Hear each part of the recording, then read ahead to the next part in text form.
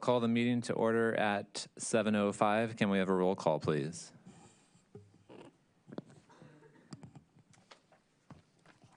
Mr. Allred? Here. Mr. Andreessen? Here. Mr. Fell? Mr. Hopkins? Here. Ms. McFarland? Present.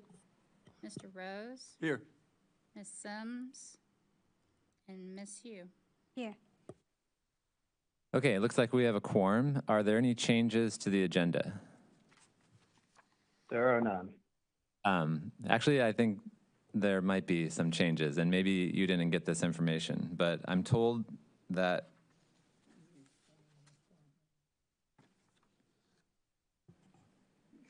Kevin's Oh. operating from it. I don't think Okay. it's obvious. It's to you, but Sure. First, yeah, Kevin, do you want to explain that you are not in the room, or? Oh yeah, sorry. I guess I should explain that I'm calling in from elsewhere today. Okay.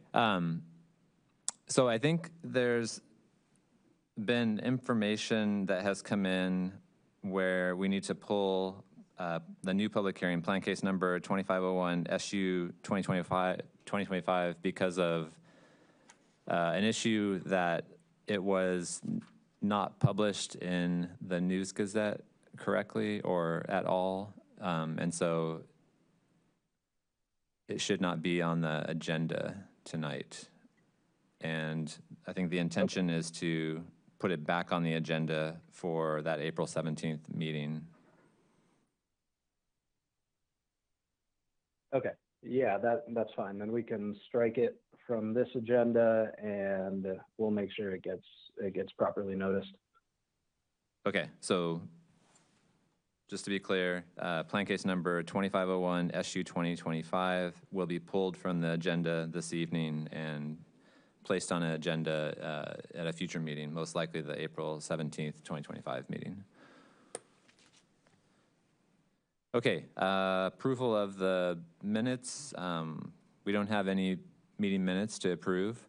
That brings us to communications. Do we have any communications? None that I'm aware of, but Terry, did we receive anything? I've been out of the office for about a week. We received 2 emails, one from Joanne Betty, sent on Monday, March 24th. And then I'm going to mess this name up, and I apologize if you're here. Please correct me. Mr. Gwain, Gwain, and Cindy Zarbuk. That was sent Tuesday, March 25th. Okay. That brings us to our continued public hearings. So we have 2 continued public hearings. Plan case number 2500 T25, a request by the Urbana Zoning Administrator to amend regulations in Article 6 of the Urbana Zoning Ordinance allowing porches and porch stairs to encroach into a required yard is going to be continued to the April 17th, 2025 regular meeting. The case that we continued from our last meeting, which is plan case number 2502 CP25, a request by the Urbana Zoning Administrator to adopt the Imagine Urbana Comprehensive Plan, which we will continue this evening. Staff, do you have a presentation from staff? Yes. Okay. I'll introduce myself. I'm Andrea Rudy. I'm the Senior Advisor for Integrated Strategy Development here at the City of Urbana. And my colleague Kevin is on the line, and we're going to tag team a little bit here since he's not here in person. So tonight we'd like to just kind of do a review again of the Imagine Urbana timeline, the review and approval process. We'll discuss the refinements that we've made since the last public hearing, which was on 3/13. Then there'll be time for public input, and then Plan Commission discussion would follow, and then we can talk about what options we have at the Plan Commission to either move forward or continue the public hearing process. So just as a refresher, we did this overview on the 13th. This process, as everyone is probably familiar with, we started it back in 2020. COVID slowed some things down a little bit, but it was an extensive community engagement process during that time where we went out to each of the wards. We had various events that we were present at. I think there were 26 events that we participated in. That report then of that community engagement was published on October of 2022. We then went through the second round of community engagement where we had some exercises on how the city should prioritize its spending. We had, again, meetings in the wards and events that we hosted to cover that information as well. And I'm kind of just hitting the highlights here. Then we published our first draft in August of 2024. And since that time, we've been revising, having study sessions here at the Plan Commission throughout the fall and these few winter months that we've had. And we've now continued to refine that up until the public hearing on the 13th. And then tonight we'll go over the final, or not final, but the refinements that we've made in the last 2 weeks based on Plan Commission and public comment at that time. So as I mentioned, we've been refining the plan since March 13th public hearing. Just to summarize what these comments are, and then we'll go into the detail. But we address suggestions and comments from the Historic Preservation Committee or Commission. Kevin went to the commission about a month ago, and members followed up, giving us comment, and as well as at the meeting, and so we've addressed those different comments that they've made. There have been minor updates to both the Development Opportunities Map and Place Type Maps, again, based on the Plan Commission discussion on the 13th, as well as additional public input, and then we have some minor edits that we'll go over as well. So the comments that we addressed from the Historic Preservation Commission, and Kevin, please, interrupt me if there's anything that you would specifically want to cover since you were at that meeting. We added Little Move 2.4 under Big Move 2. Big Move 2 has to do with zoning, the zoning ordinance. So Little Move 2.4 was added, stating update the city's historic preservation ordinance to align with Imagine Urbana. We then added the metric completion of the historic preservation plan update. And then under idea number 4, we added an objective, 4.5. The city's historic architecture and features are used to enhance its eclectic character. We added then the Little Move to correspond with that, was to seek grant funding dedicated to historic downtown redevelopment, and then added 3 metrics. 1, how many grants were applied for, how much grant money was received, and the number of historic downtown properties that received those grants. Again, continuing with the historic preservation comments, under Big Move 5, which is Expand Urbanus Arts and Culture, we added Little Move 5.6 to offer walking tours that highlight the city's architecture and landmarks, and the metric for that is how many of those annual walking tours, or the number of annual walking tours. Big Move 11, Advance a Clean and Green Community. Little Move 11.14 was added, encouraging adaptive reuse and historic preservation of existing buildings that contribute to the city's architectural heritage. And we added the metrics, the number of buildings that were reused or preserved, and the dollars invested in the reuse and preservation projects. Then under events that have shaped Urbana since 2005, we added an event from 2020, and that event was zoning ordinance was amended to allow more options to reuse existing buildings in R7, which is our university residential district, which includes around 20 historically significant fraternity and sorority houses. So that was in the event since 2005. An HPC, that's the Historic Preservation Committee member, also suggested adding guidelines for downtown design. However, staff believes that this would be addressed when we're updating the zoning ordinance per Big Move number 2. Minor updates to the maps.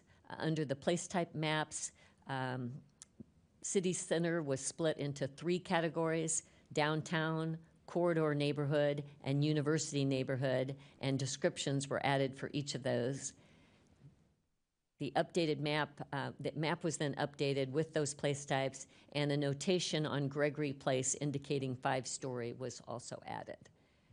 And then under the development opportunities map, there was a split between Philo Road and Windsor Road. That area was all kind of grouped together at the time. Those were split into 2 distinct areas. We added the Boneyard Creek corridor, and that aligns with the 1978 and 2008 Boneyard Creek master plans. We made the sanitary sewer district and the city borders easier to read, hopefully a little less distracting for people, and also lightened some lines and highlighted the green spaces a little bit better. And then some other minor edits. Under the introduction, what is a comprehensive plan? We added the word zoning, and you can see that in the text that follows. The red word zoning is highlighted. That was missing, and so that's been added to add clarification there. Under background events that have shaped Urbana since 2005, we added the 2024 special census and updated the trends population text also in the background to reflect that census that was done. Under background and trends, I'm sorry, I repeated that, updated the population text. Then under background process, we updated the Imagine Urbana timeline graphic because in the previous version it ended in fall winter of 24, so we added 25 to that. We added the review and approval section in the process because we did not have that at the time, and so that's been added. And then just miscellaneous correcting printing issues, things that weren't printing clearly, photos that maybe were a little bit out of line, just some cleanup to that. Kevin, do you want to add anything to some of those changes that we made? Well, I guess I'd just say I think the most substantive change, which we'll probably want to discuss here in some depth tonight, is really with those place types, splitting what had been called city center into the 3 categories being downtown, corridor neighborhood, and then university neighborhood. So that's the area that's downtown, and then along Springfield Avenue between sort of downtown and campus, and then sort of everything west of Lincoln Avenue, and then also on the east side of Lincoln Avenue going sort of north-south.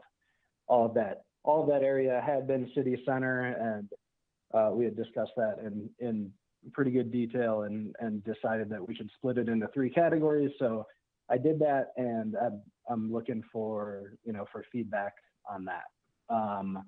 Then I don't know if there was anything else that was that I thought was huge that needed a lot of discussion. Of course, we're happy to discuss any of these changes we've made.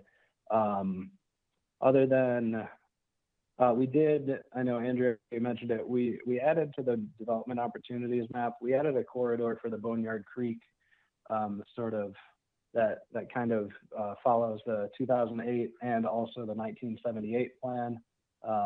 Dennis Roberts had mentioned something back on the 13th. We do have that plan from 1978 that we definitely haven't implemented, but I think it's still a good idea, and it's still a good idea to have sort of in a plan so it doesn't get lost in the future. So I think that's all I have to add to what you said, Andrea. Okay, thanks, Kevin. And we have public input next with our discussion to follow. If that can be changed, if you'd rather reverse that at all or add discussion now, Dustin? No, that order is fine, but I'll open it up to questions for staff right now. Mr. Hopkins? Is the version in code online the most up-to-date version? Yes, it is. Okay. All of these changes were made by Friday of last week. So one thing I think was also added was an explanation of the relationship between place types and zoning? Or was that added before and I missed it? Kevin, do you recall the timing on that, Mr. Hopkins' question? Sorry, what, could you restate that, Lou? I'm So sorry, I'm not sure I if I saw quite. a paragraph that Uh, uses an example and explains essentially that place types are not zoning categories. And Kevin, he's Um, asking what the timing of that, and I believe, I hadn't seen that before. It's something we discussed adding, and you haven't mentioned it as something added, but I thought it was pretty important. So I'm just trying to figure out whether No, I'm out of the Kev- loop here or Kevin, what. I think that was added before our last meeting, and we had put it in no, the let me.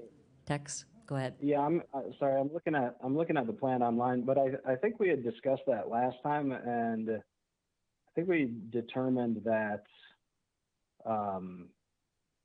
that it was already kind of stated in the introduction for place types already. I mean, I'll just read Okay, this.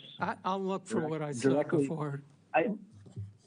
That's fine. I mean, it says, and it said this for for a while. It says place types differ from zoning districts as zoning prescribes exactly what uses are allowed in an area. Place types describe the city's vision for a given area, whereas zoning is the tool to make that vision a Okay, reality. there is an example somewhere of how place types differ from zoning types. And I thought it was there. Yeah, I think I know what you're talking about.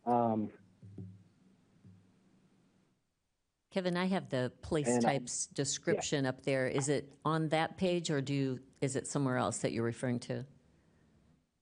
It's here, I think. I think Yeah, it's somewhere at else, the but beginning of place development type matrix. It's at the start of the It's matrix. in the matrix? Okay. It's Oh, a yeah, paragraph okay. intro to the matrix. It may have been there before, but I think it's important given some of the discussions we've had, and anyway, yeah. if it's new, it's Oh, worth yeah. noting that it's new. Yeah, the example is under place type development types matrix, as Mr. Hopkins stated. It refers to the example about King Park and historic East Urbana. Right. Yeah. I am seeing that too. I don't know if we should just read it aloud for the Well, good of the. is it new is the question. It is not new. It's been there for Okay. a bit of time. Okay, I have yeah. checked, it was at least in one previous version, so Yeah, my fault. no, Okay. not at all. Yeah. No worries. Okay. Any other questions for staff at this point? Mr. Rose? I was looking in definitions because I think those who look at place types as as an indicator if there's ever to be a change in zoning, how might it go? And I was, for example, one of our communications brought up the word apartments, and I noticed that the word apartment is not defined in the zoning ordinance, doesn't list under definitions, I believe. But but I think we kind of know what it means. But the word apartment appears in terms of garage apartments in neighborhood 1. I wonder if we can live with the level of definition of terms that we have right now, or if we must be more precise. This sounds more like a discussion item. If there's something, I mean, that's a good item to bring up, but if there's a part of this that you want clarification from staff about, we can ask that. But otherwise, bring that after we hear from the public. We'll go into discussion and let's revisit that topic. Very good. Okay. Any other questions for staff? All right. Thanks, Ms. Rudy. We'll, at this point, we'll move into the public input portion of the hearing. So if anyone would like to address the commission, you can come forward, sign in, and state your name and tell us what you have to say. The sign-in sheet, it looks like it is on the corner of the table at the front here.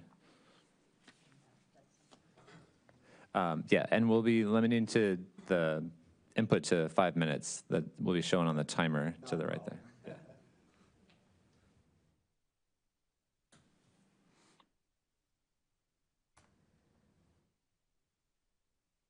I'm Jeff Harshbarger. We're new here a couple years ago, moved in from rural Piatt County. I'm a native Urbana, went to Urbana High School. I guess this seems like a big push to me when we've got a brand new mayor coming in. Of the citizens who voted in Urbana, 2/3 voted for Deshawn. And I don't think any of this ought to go forward without our new mayor's input. That's my question. Okay, thanks for your comment.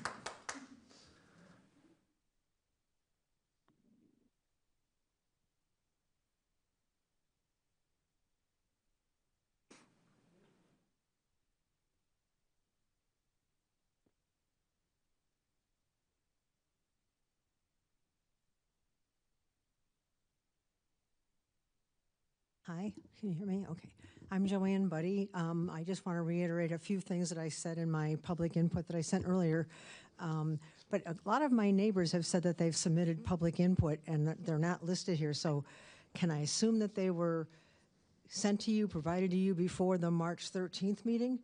So this is just anything that's happened since March 13th? Correct. Okay. Anyway, so in my letter to you, I asked, please slow this down. We now that we see a document, we've heard your discussions, your study groups, we feel like this environment is pretty intimidating for a lot of people. We stand up here, we're facing you guys, we get 5 minutes, it's counting down on us. Sometimes they say your microphone's not working. I mean, the whole thing is very intimidating. We, the residents, would like to have a meeting where either you're present or the staff is present and we can ask our questions and voice our concerns and have people answer those and say, you're concerned about this, but here's the answer for that, and it's not as bad as you think. They keep saying that they had all these people attend ward meetings, and yet everybody I've talked to has no recollection of that. And even in the introduction of the plan, it says, well, it was during COVID, people didn't want to turn out, so we had Zoom meetings, and then we went door to door in low-income and minority neighborhoods. Like, nobody I know, I mean, how many people, maybe you can get back to us on that, how many people attended these ward meetings? And I know it's not your fault if you held them and we didn't show, but nobody has any recollection of those meetings. And for people my age, a Zoom call or an online survey, or you can put 13 videos online and create a website for the plan, that's not going to cut it. That's not my comfort zone. So also, there's no mention in the plan of Lincoln Square. We've got a huge hotel opening up right across the street that should bring business, and in the last few weeks, the city council's approved 2 new innovative ideas, one for like an entertainment venue on Race Street and one for like an indoor golf, miniature golf and escape room. Why is there no mention in this plan of trying to revitalize Lincoln Square? Why is that not one of our big ideas?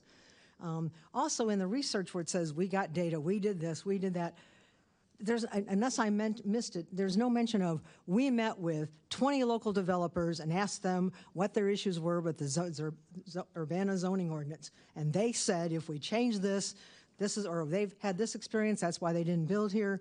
Or are we just going with the field of dreams, like if we build it, they will come? Like if we change the zoning ordinance, it'll bring business to Urbana. You know, like I'm not seeing the research on, we had City Council had a meeting back in December to try to change the lot size for duplexes. And Kevin said, well, this is going to allow us to correct a wrong that's been in the zoning ordinance for years, like, that people can't build duplexes on small lots. If it's been an issue that needs to be corrected, why was there only one developer asking for it and only one developer that night of the meeting? It's not like the room was full of developers going, yes, please change this. It's been holding us back for years. And I think maybe that's it. I'm just asking you to slow it down, give us more time and give us a more friendly environment to express our concerns. Thank you. Thanks for your comment.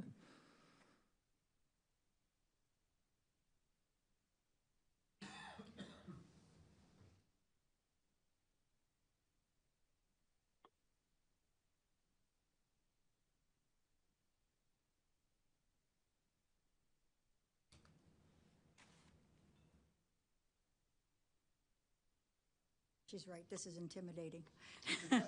Just a bit. Yeah. I'm Tracy Satterthwaite. I've grown up in this community, been here for many, many years.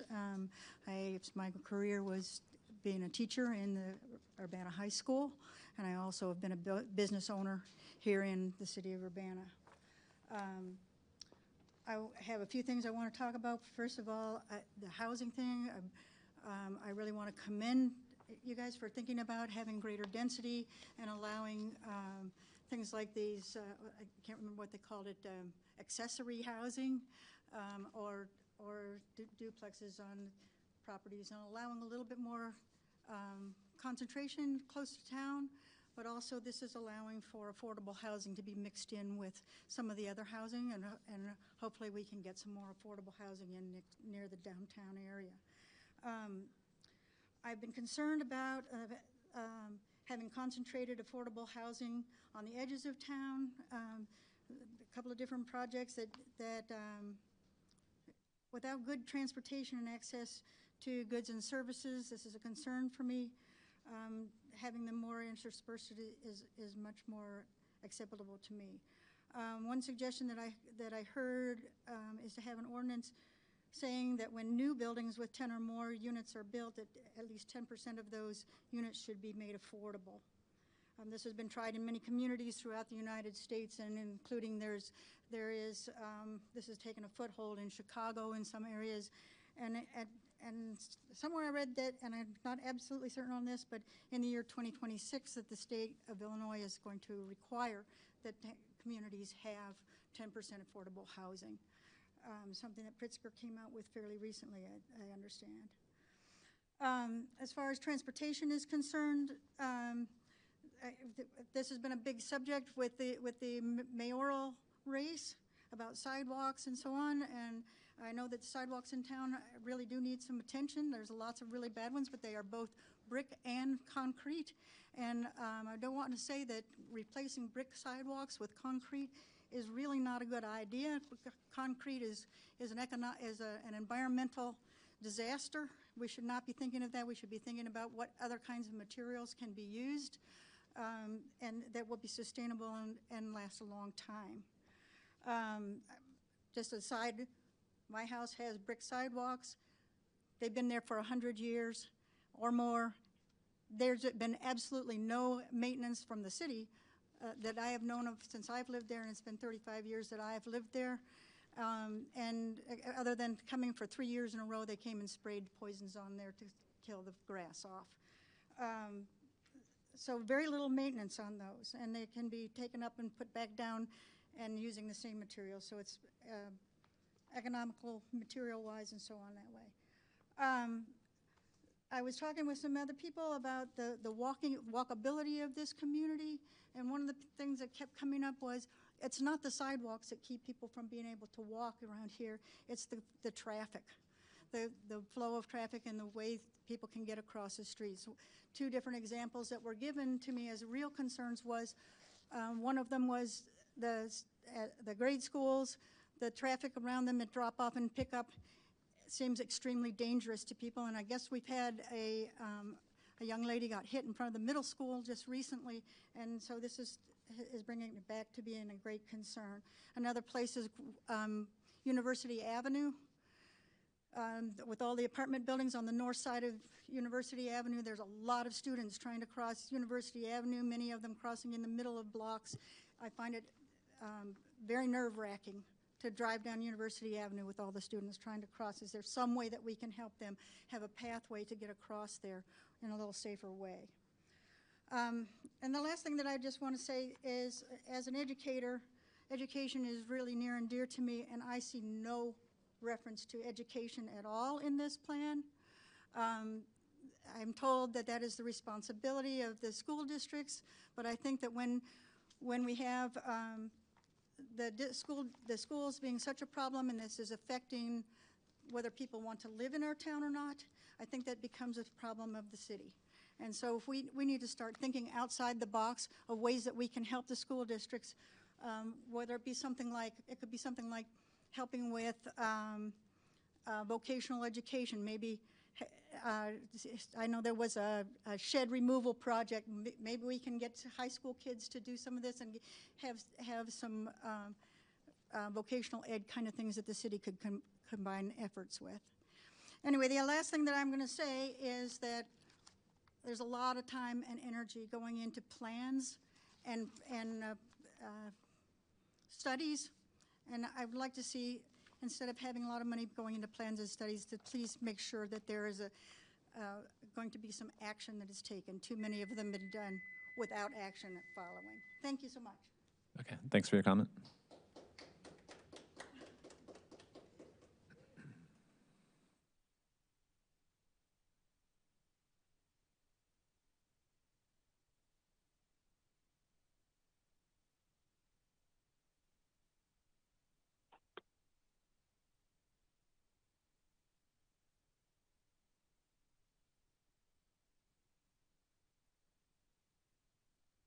Good evening.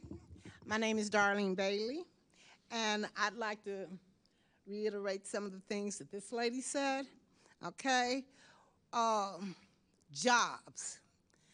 We need jobs in Urbana. There's not a lot of jobs here. We need to be able to make money in order to afford a lot of things that we need.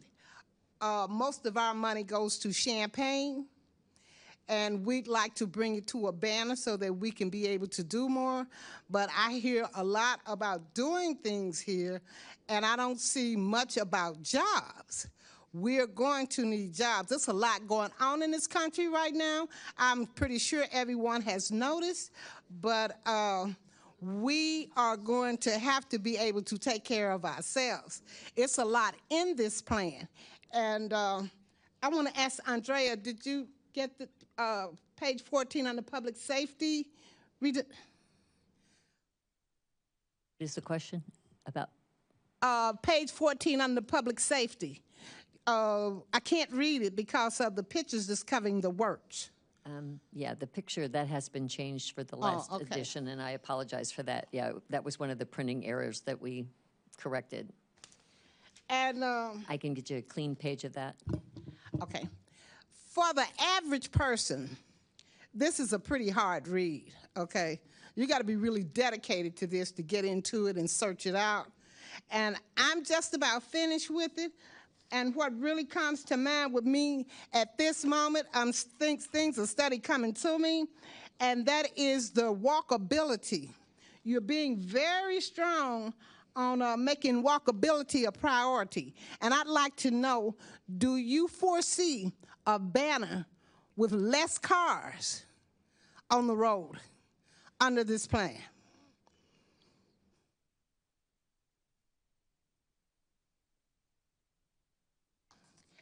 Promoting walkability is a good thing. I walk a lot. I don't have a problem with it. But winter, during the winter, I don't see anything that would cover that, or inclement weather, and you have to be someplace. That presents a problem to me. Walking is good for you. It is, but there are some people who cannot do a lot of walking, and there needs to be an alternative for that. And I don't want to walk everywhere I go. Some places I would like to ride, but walkability has really been made a priority here. And I'm just wondering, are you getting ready to do away with cars completely? Thank you. Okay, thanks for your comment.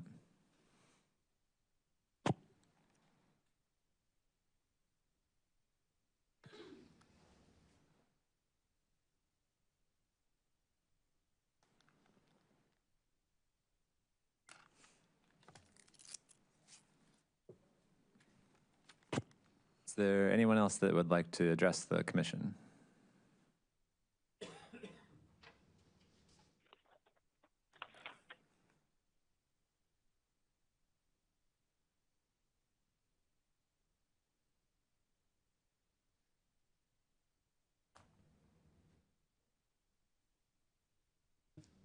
My name is Grace Harshbarger, and I, with my husband, moved here a couple years ago. We are just learning a little bit about this plan. Haven't read it fully, completely, but just following this woman's statement, I have to say, are we trying to turn the city into a completely walkable city where you can't drive at all? Because our roads are horrible, horrible. And the parking lot in Lincoln Square Mall, which, as I understand, the owner of Lincoln Square Mall was not included in this planning, is just, it's stunning to me. But yeah, I support a walkable, bikeable city. I like good sidewalks, but our roads are atrocious. And I'd like to see a plan that would attend to the horrible roads that we drive on. Thank you. Thanks for your comment.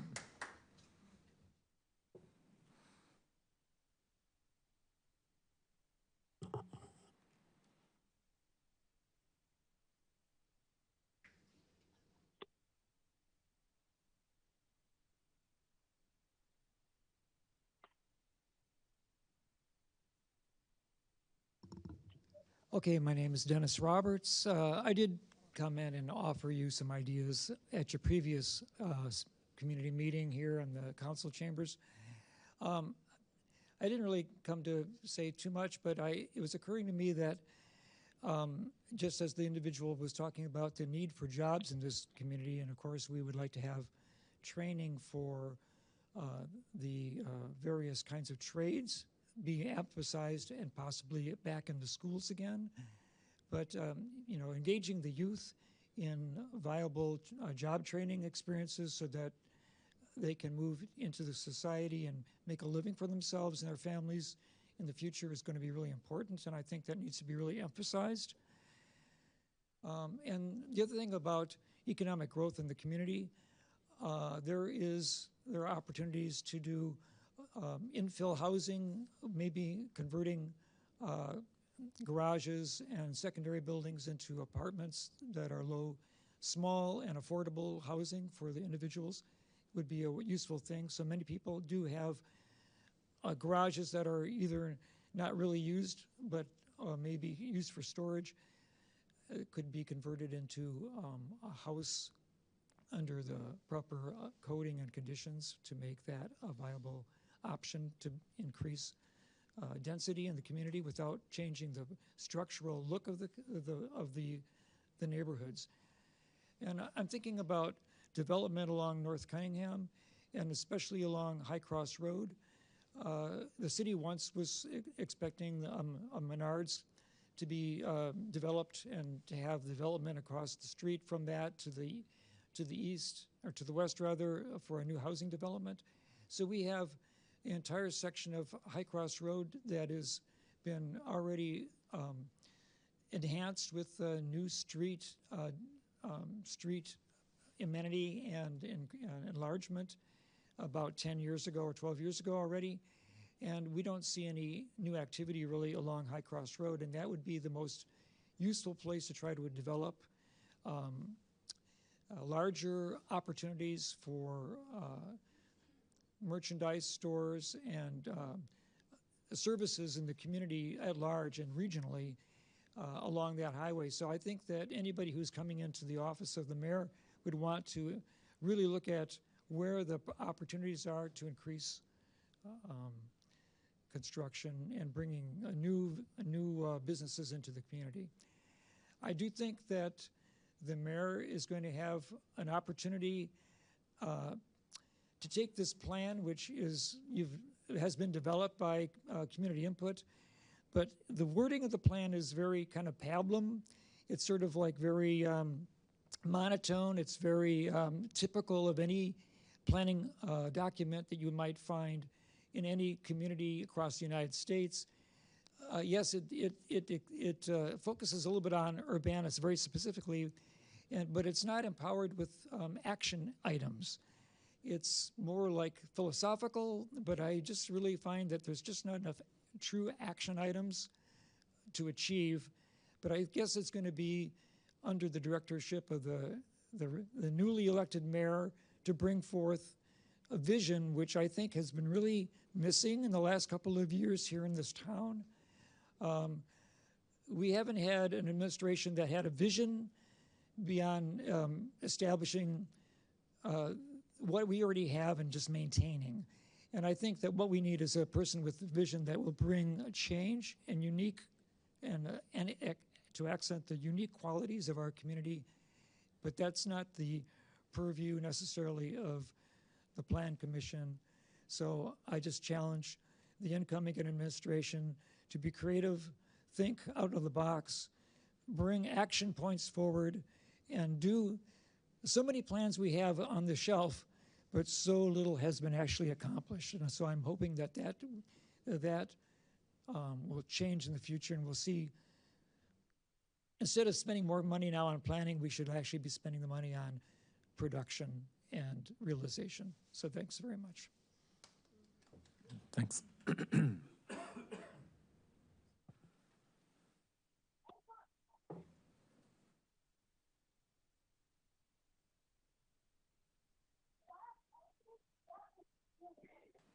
Is there anyone else that would like to address the commission?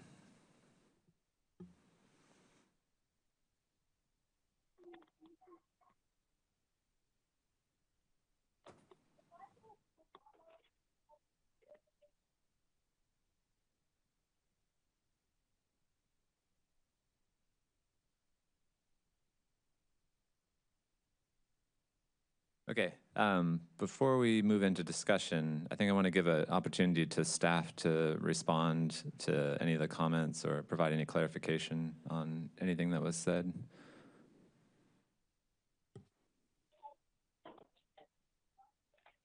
Yeah, let me give me just a second to kind of look over my notes and highlight a couple things that I might want to get into.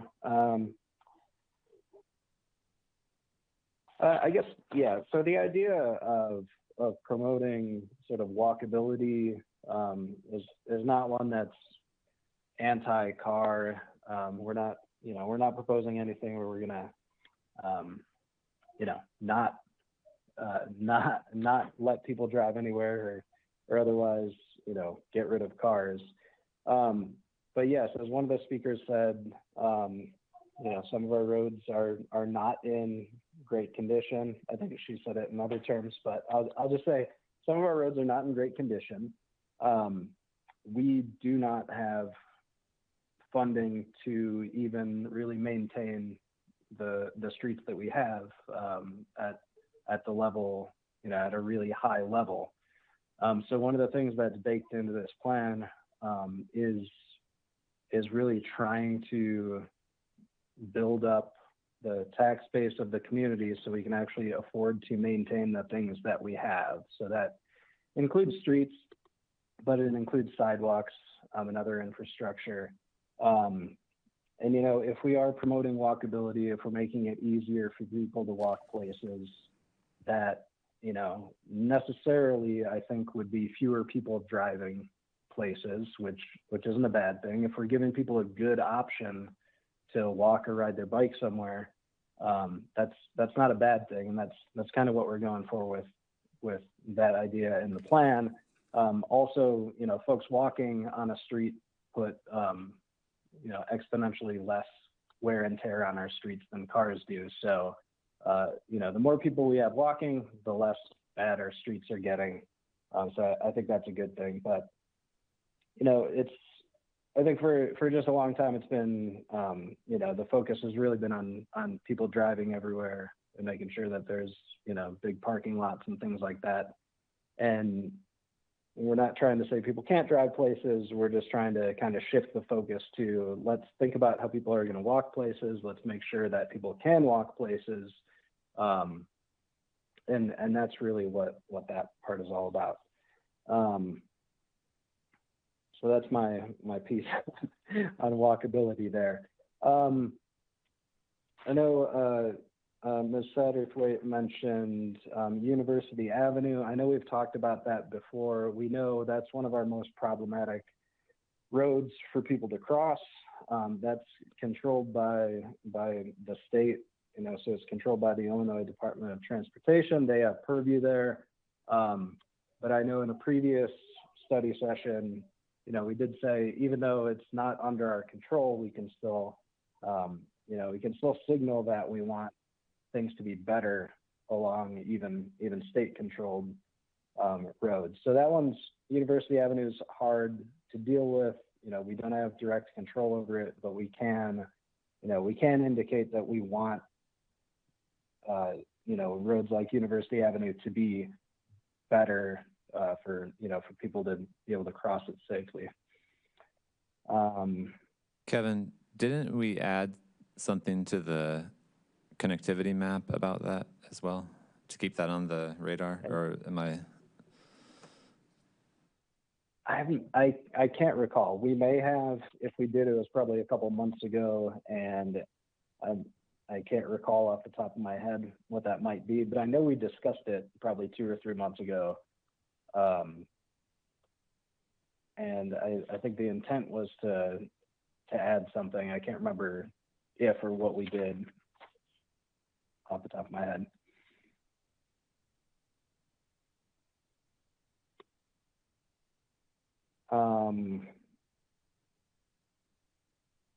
So let's see.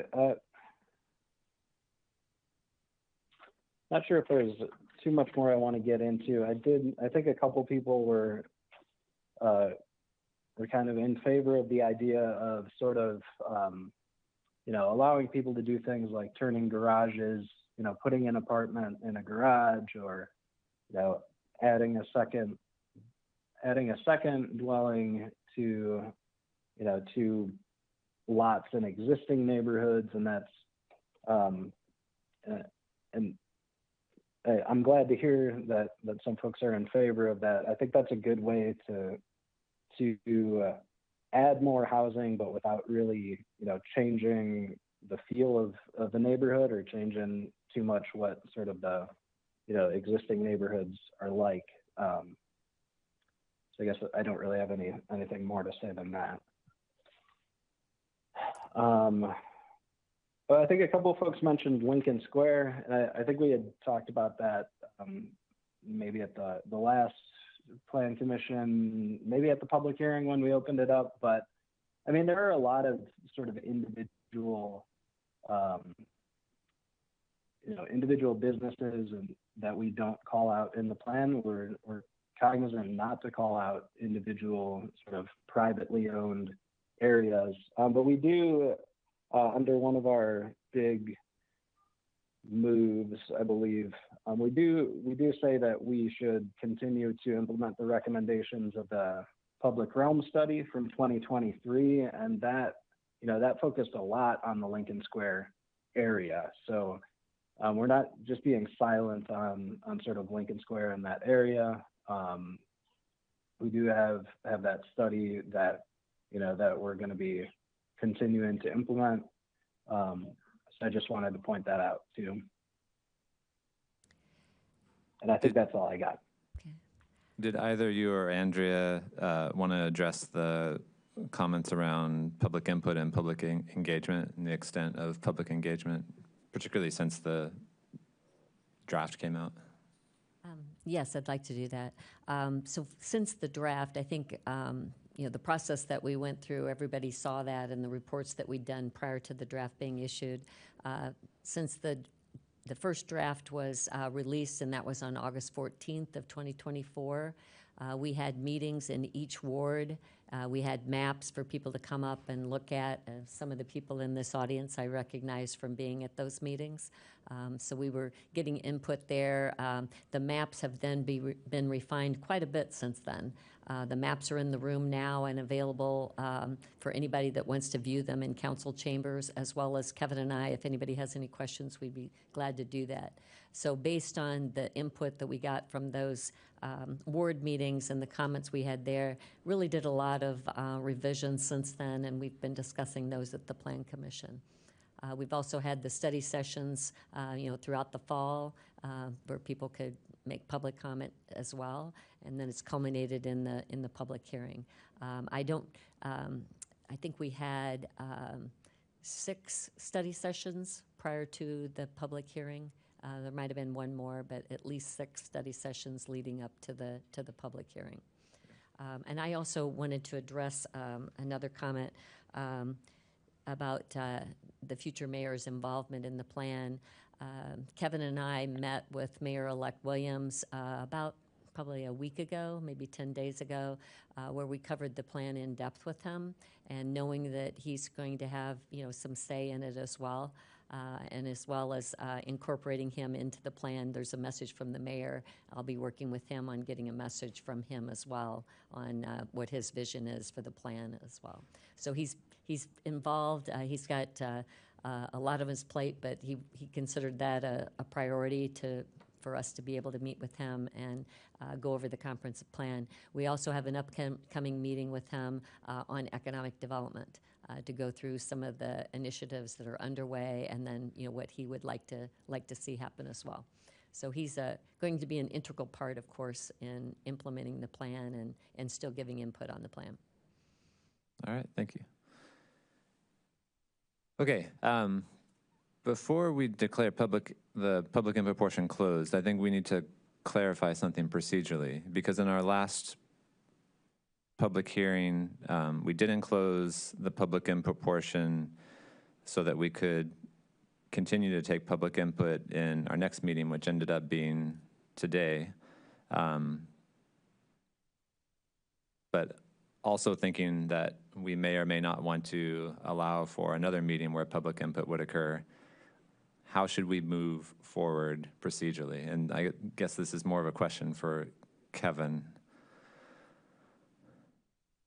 Yeah. Well, I think we could do it in the same way that we did it last time. So on the 13th, Plan Commission had discussion, and then at the end of that discussion chose to, I think it was make a motion to continue the public hearing till the next time, with the understanding that there would be public input at the next meeting as well. So I think that's an option here tonight as well. So if you want to go into discussion, you could either do that again, or you could do something else. Like if you were ready to make a recommendation to council, you could go forward with that as well.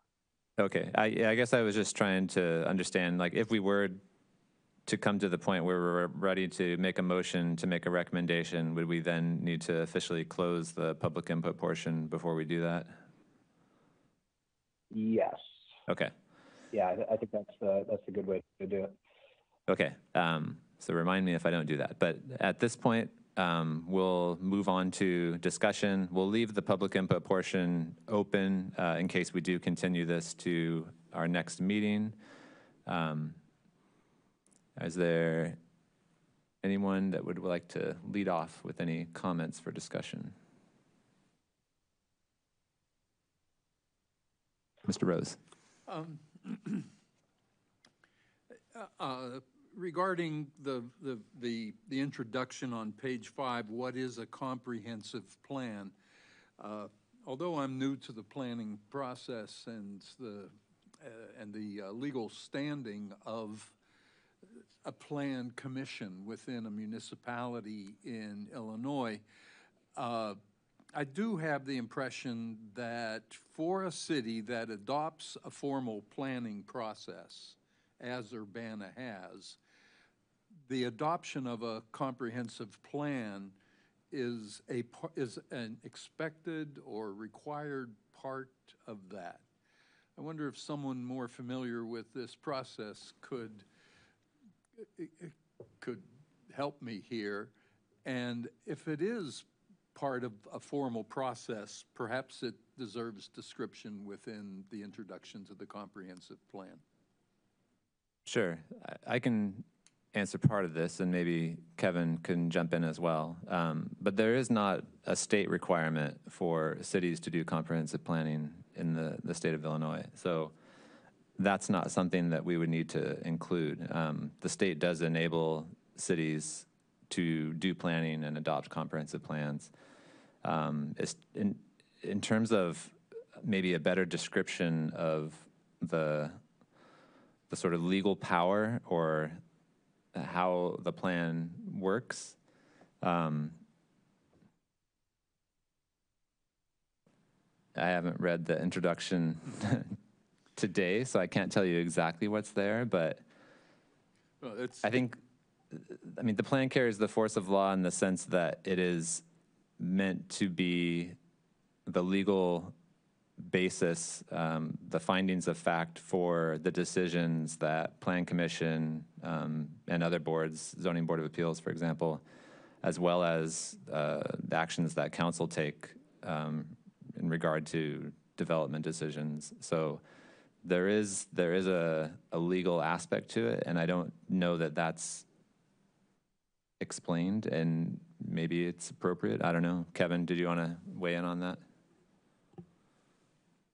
And I might jump in here. We did have that in our Q&A that we did for the comp plan early on in the process, but we did not include that here. Yeah, what codes there are and what that process is. So, yeah, I think that's something we could definitely add.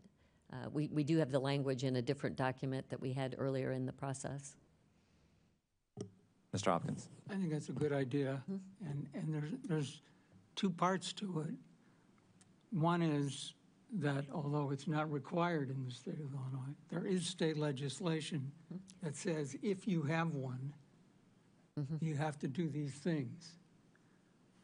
But so there's that piece, and the second is what Austin just went through. Dustin just went through. Sorry. The real use of it is what's significant in Illinois. And I think some of the confusion that occurs all the time, including tonight, among audiences, potential participants' expectations, is not understanding that a comprehensive plan is defined in a particular way in the legal structure that is different from other plans that the city makes. And it makes lots of other plans.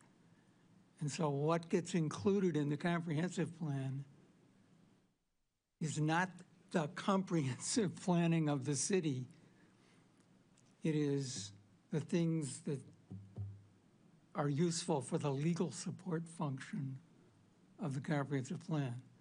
Other stuff may be there, but it isn't what the, I think it'd be really useful to have that at the explained roughly as Dustin just did.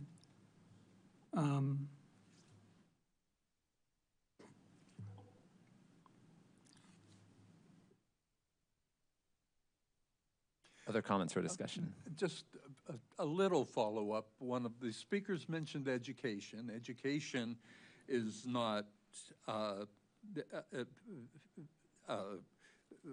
direction is given regarding land use, economic development, transportation system, social dynamics, the environment, arts and culture, and overall quality of life. Education is not included there. Would there be any reason in defining what the scope of the comprehensive plan is, to mention what is outside the scope? I think it does, doesn't it, somewhere? Talk about that? School district, park district. It's all under the quality of life of the community, yeah. Well, it's in one of our big ideas, yeah. But the distinctions are there. Another thing that is worth reminding ourselves and audiences is that in addition to the comp plan document that you see here, there are, 2, 3 other preceding documents that have gone out over the last couple of years. So there's a whole data document. There's the Examine Examine Urbana. And there's the document about how the city works and how everything's organized. So that a lot of this stuff exists as part of this process. It doesn't all get wrapped into the final document. Yeah, I mean, in the online version, there's a link to the Examine Urbana, which is the existing conditions report. Yeah, and so if I can jump in here for a sec. Yeah, I think what Lou just said kind of speaks to, something I would like to do once the plan is adopted is is figure out a good way to package the plan, and this will probably be online, but to package the plan so that we can have all of these pieces more easily accessible. So yes, Examine Urbana is not officially part of the plan. The videos that we did with our service providers, like from the park district, from the school district, from others, way back at the beginning of the whole process to kind of explain what all of these different agencies do outside of the city. So they're not really part of the comprehensive plan. They're sort of ancillary to what is in the plan. But being able to come up with a good way to package all of this up so that it's easy for people to understand. And frankly, it would be easier for us to understand too, even though we kind of get into the weeds of these things. There's a lot there. So it's kind of all in how we present it so that we all can understand it.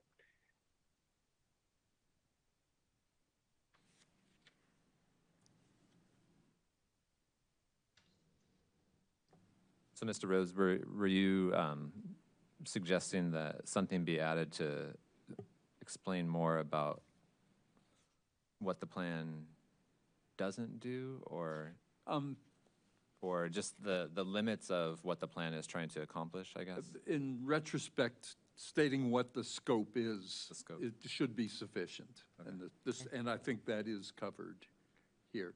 The issue of education was raised, and I was sort of following up on that. But my recommendation in the introduction, what is the comprehensive plan, goes to its discussion within a legal use framework.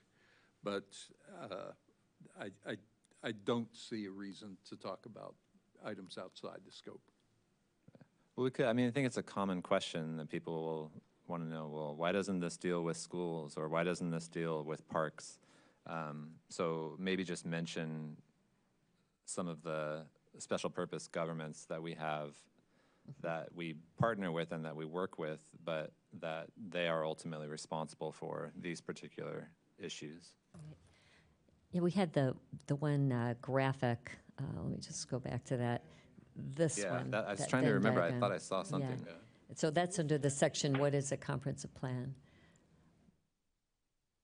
And we do have text that explains that as well, but we did the graphic to hopefully simplify that. The other thing I just wanted to mention, when Kevin started, when he was talking about packaging, this is our original website that's still active. This is something that we had intended to roll off, that it would no longer be out there. It's there right now, but it does have these different components that Kevin referred to. Remember the video we did at the beginning of the public hearing? That 2-minute video is right here on the homepage. The different findings we had, this is the priority, the spending priority findings are right there. Examine Urbana is right there. The Community Outreach Phase 1 report is there. The 2005 assessment is there. And then what Kevin referred to, the different videos on the community service providers. We had 13 different, it was really every a representative from every taxing body for Urbana. There's a little 2-minute video by that person that leads that organization. So something like this, if we I mean, this is an easy tool to get to. Again, it's an online tool, which not everybody, has access online, but it was a one-stop shop. And adding, you could easily then add the plan to this as well. Yeah, I think something to consider is the long-term cost and resources to upkeep and maintain something like that. So I wouldn't want contract us on to this- bite off more than we can take on over the long term. Yeah. Back to this question of the community partners. I mean, it mentions community partner plans and it shows in the diagram. I think what people aren't necessarily getting is who exactly those community partners are, and they're probably. I mean, it would be a long list to really be exhaustive in describing who those community partners are, but maybe something that just says, for example, and lists a few of them. I don't know what. So this section here, there were 13 videos, and so the reason we did this up front was to educate people on what your city does, because people come from, we're a very somewhat transient community. People transfer in, transfer out. They come from all different communities, big, small, worldwide, and different cities and different markets do different things. Like some are in charge of the park district. And so we wanted to show that these are the different agencies that do these different things that are responsible for different functions that aren't the city's purview. And that's what we did by doing those videos. So yeah, that was the purpose of that. It's exactly what you're talking about, but you needed to watch the video in order to get that information. Well, maybe make that a hyperlink to this thing. I mean, that doesn't solve the problem for everyone, but people Right. with But it does, access. I mean, this is, it explains it here, that the facets of the city that are separate from municipal government, like parks, schools, public health, and much more. And so again, we had that in mind, that people are confused about what's the city responsible for. So that's still out there. We could easily link that to the plan as well. Sounds good. Any other discussion points? Mr. Hopkins.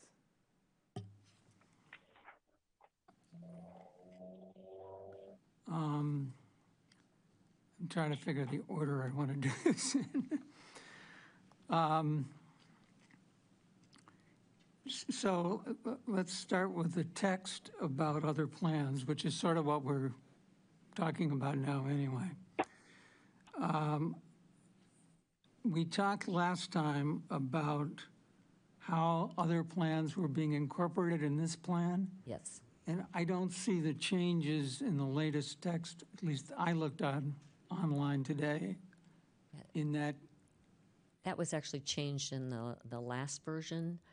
No. Let me just find that. In the last meeting, we kind of came to the conclusion that it would be better to not include other plans, to have those plans stand alone. Right. And so to make a kind of clean break with this document from I'm just trying to find it. Yeah. previously adopted plans. Yeah, that's something we still need to consult with our city attorney on how the best way to do that. But yeah, I think the intent was to sort of say, here are all these other plans that were adopted as elements of the 2005 plan. We still want these to be enforced, but as standalone documents. That's correct, right? Correct. Because Okay. I didn't see it in there, I've worked on some language. Oh, great. Okay? Because what we said last week is we weren't going to write that language in the meeting, so I decided we better write it outside the meeting. So in looking at this text, so we're at,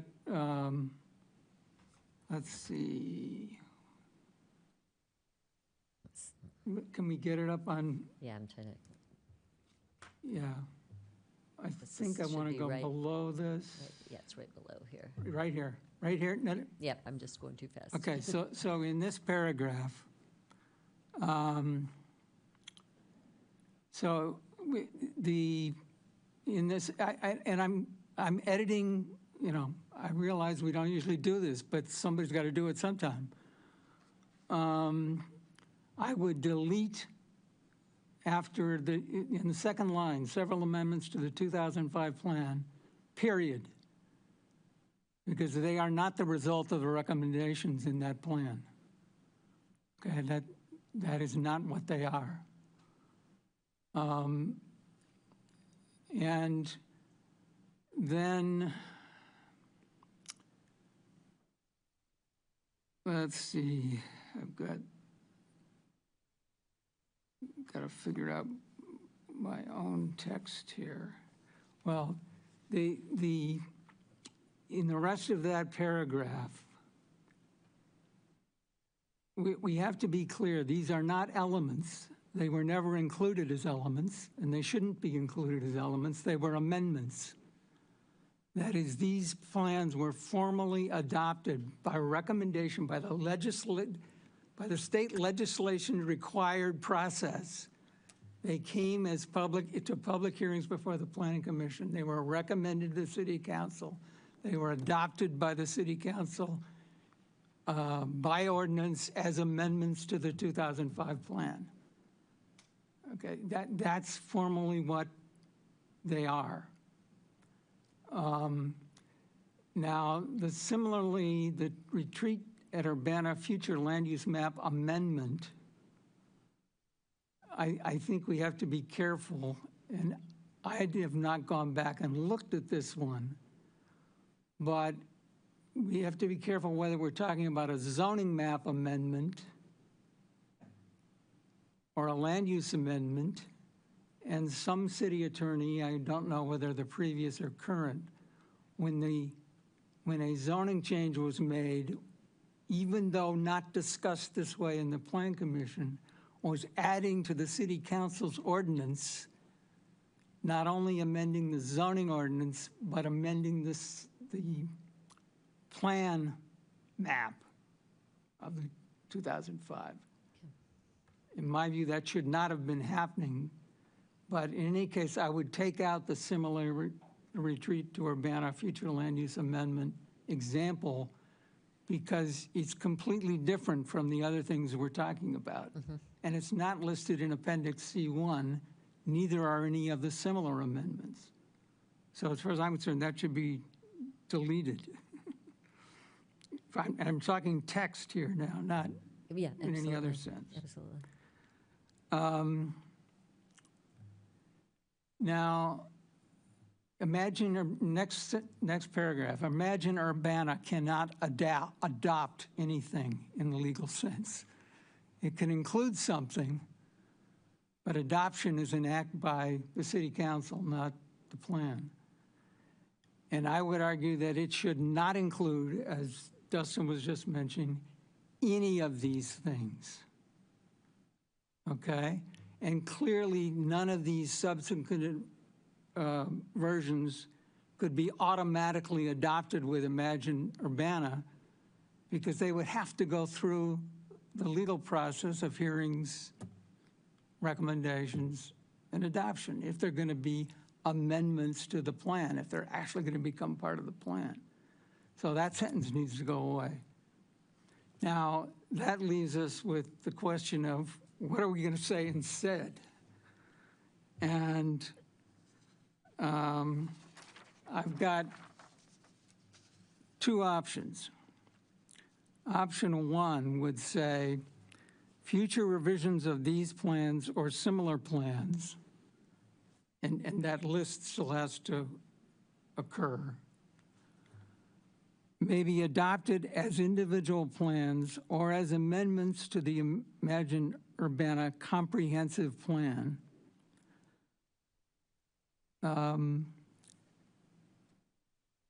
But they're not done in our recommendation. They're not included in this adoption of Imagine Urbana comprehensive plan. All right. So that's one option. In other words, we simply say, we haven't dealt with them.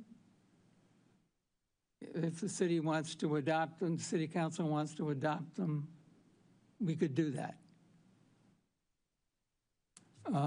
Option 2, which I think is my preference, would say the following plans which were adopted as amendments to the 2005 comprehensive plan are hereby adopted as individual plans as of the date of their adoptions as amendments to the 2005 comprehensive plan. Now, this language would be in the ordinance of adoption at the city council of adopting Imagine Urbana. Imagine Urbana. In other words, what this is saying is and I'll explain why in a minute, we are adopting these individual plans as of the date they were originally adopted, so that we have extracted them from their current status as amendments to the 2005 plan. But we are also acknowledging we haven't updated them, we haven't reviewed them, we haven't held public hearings, we haven't done anything about them. So we're going to adopt them as of the date of their adoption as an amendment to the plan. That would be my preferred way to do this. Now, I think that would mean that we should either include that language also in our recommendation motion, which I think is the best way to do it, or we might want to put it in the text of the plan. I think that creates And complications. Mr. Hopkins, then how would we, when the plans then get changed, like let's say, I'll pick a plan, the Boneyard Creek Master Plan, that one dates from 2008. Let's say they do another one in 2027. Do we look forward to that and try to address how the plan implements those future plans or the future adoption of those plans? Or I would say no, Okay. because we already know how that happens. If the city does any of these other plans again or revises them, they adopt them. And if they are not adopted as amendments to the comprehensive plan, they actually don't legislatively have to go through the Plan Commission. Right. Which in the case of some of these, I think is appropriate that they not go through the Plan Commission. All right? But if they are adopted, if somebody proposes them in the future to be amendments, then they have to go through the amendment process. Well, we already know that. We don't have to. And I think to address your comment, I think we probably need to do both. We need to change the text that we have here in the plan, but also, as you mentioned, have that as a recommendation, then part of the recommendation to council as well. No, we definitely have to change the text in the plan in the sense of deleting things. How much of this particular statement goes in to the plan itself? I think it can go there, but it also has to be in the motions. Now, just because I've thought about this a bit, here are some of the reasons for this, and I'll go in reverse order because I'm realizing the first one is a question. If we wanted to include them, then we would have to go through some kind of review process, which we haven't done. We haven't shown them to anybody. We haven't looked at them. I confess I've looked at a few of them, but not recently. So in my mind, we cannot include them.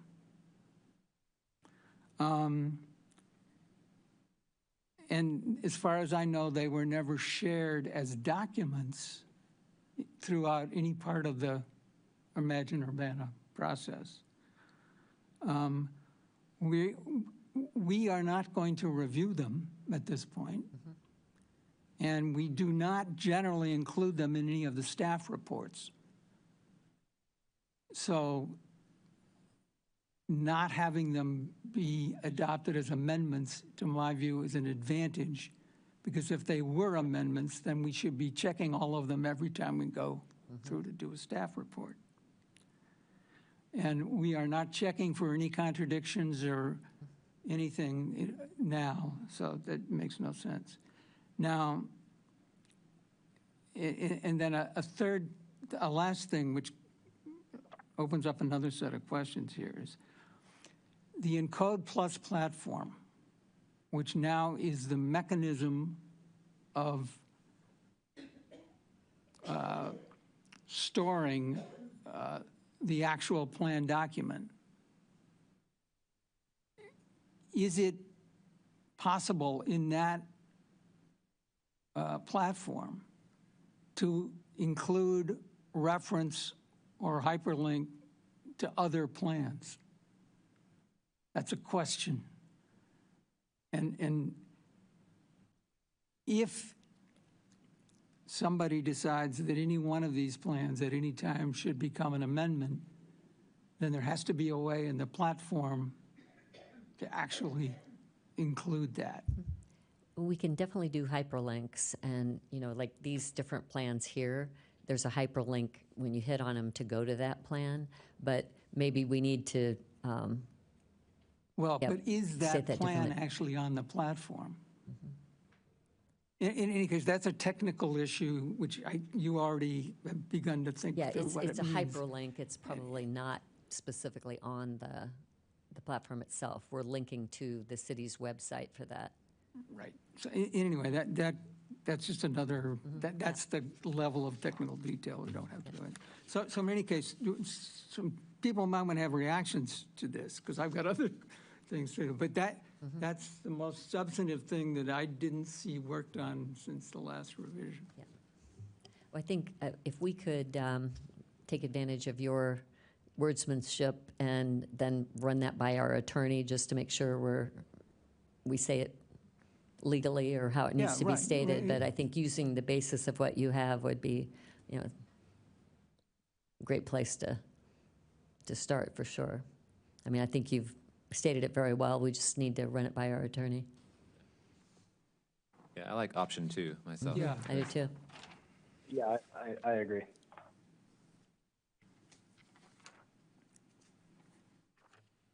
Yeah.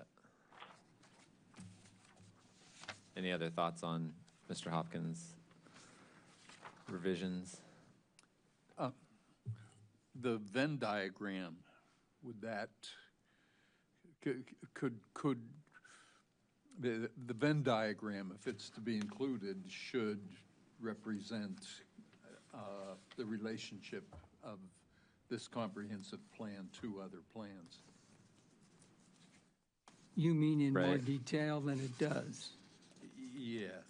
Well, that's kind of, to me, what it represents. It's representing them as, for the most part, outside of the Yeah. comprehensive plan, as opposed to if it was entirely in the circle of Imagine Urbana, then I would think of those as being adopted as amendments. So Yeah. I think maybe even pushing the circle out a little bit further would be appropriate. maybe. I see this amendment process as the only thing that draws a plan into this, another plan into this comprehensive plan, Correct. Inside it, inside it. correct. Right. And I don't know if there's any need for clarification there. Yeah, we were just talking, you know, if we go with option 2, where these plans are not adopted, then maybe this needs a The bit Venn of, diagram a needs bit to of be thinking updated. about how this is represented visually. Absolutely. What page is that on? I had that open.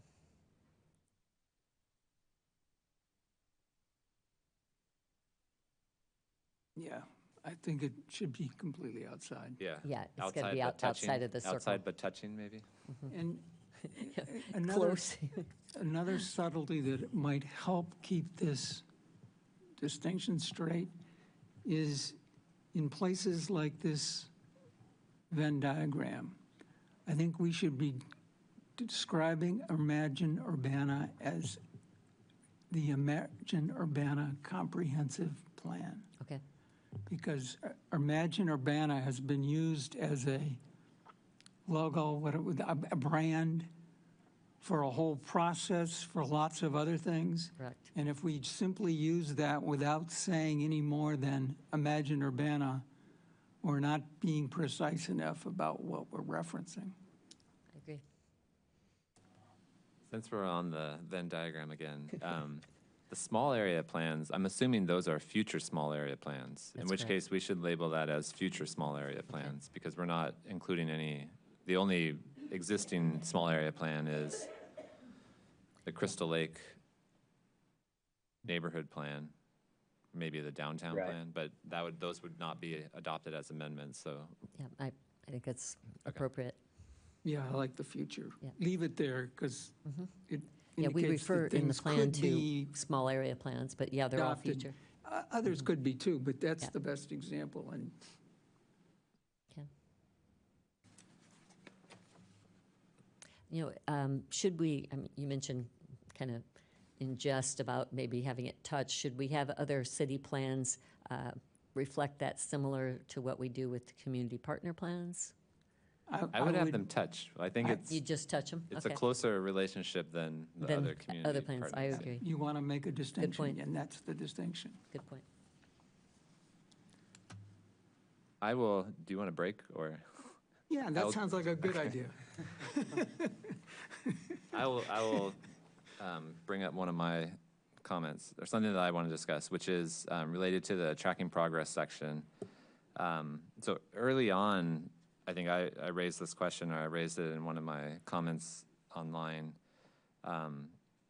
that it would be good, so the language in here is pretty vague in terms of how exactly the evaluation or the assessment of progress is going to be made, and who it's going to be reported to, and how often it's going to be reported to. And I'm wondering if it wouldn't be useful to provide a little more detail, at least in terms of what will happen in the context of Plan Commission. So maybe we don't want to be so specific about how often this is going to be presented to council or something like that. But I think for Plan Commission, like, for example, I used to be on the Sustainability Advisory Commission years ago, and we would have regular updates, if not every meeting, pretty frequently on progress with the Climate Action Plan.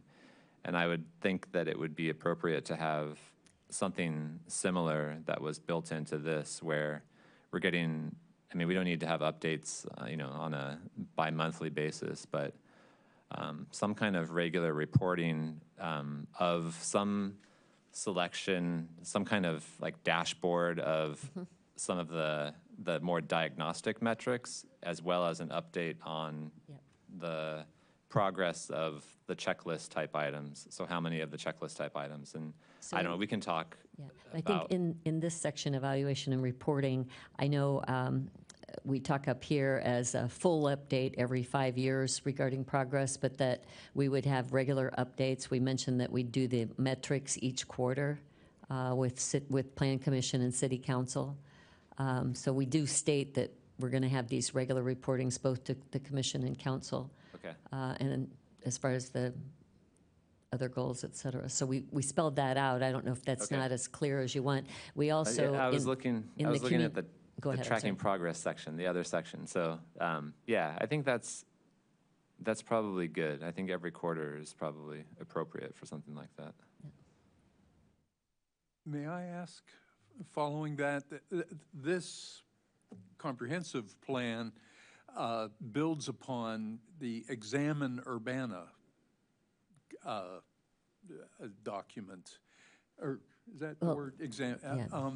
And that seems to be the document that captures the data, and this evaluation process seems to feed data. Okay, well, the Examine Urbana in other plans, other conference plans in other city, you'll see it referred to as existing conditions, like where we're at now. And that's what Examine Urbana represents in very good detail. I mean, the historical place about where we're at now. So then the plan itself, what we're measuring there is what we're doing going forward.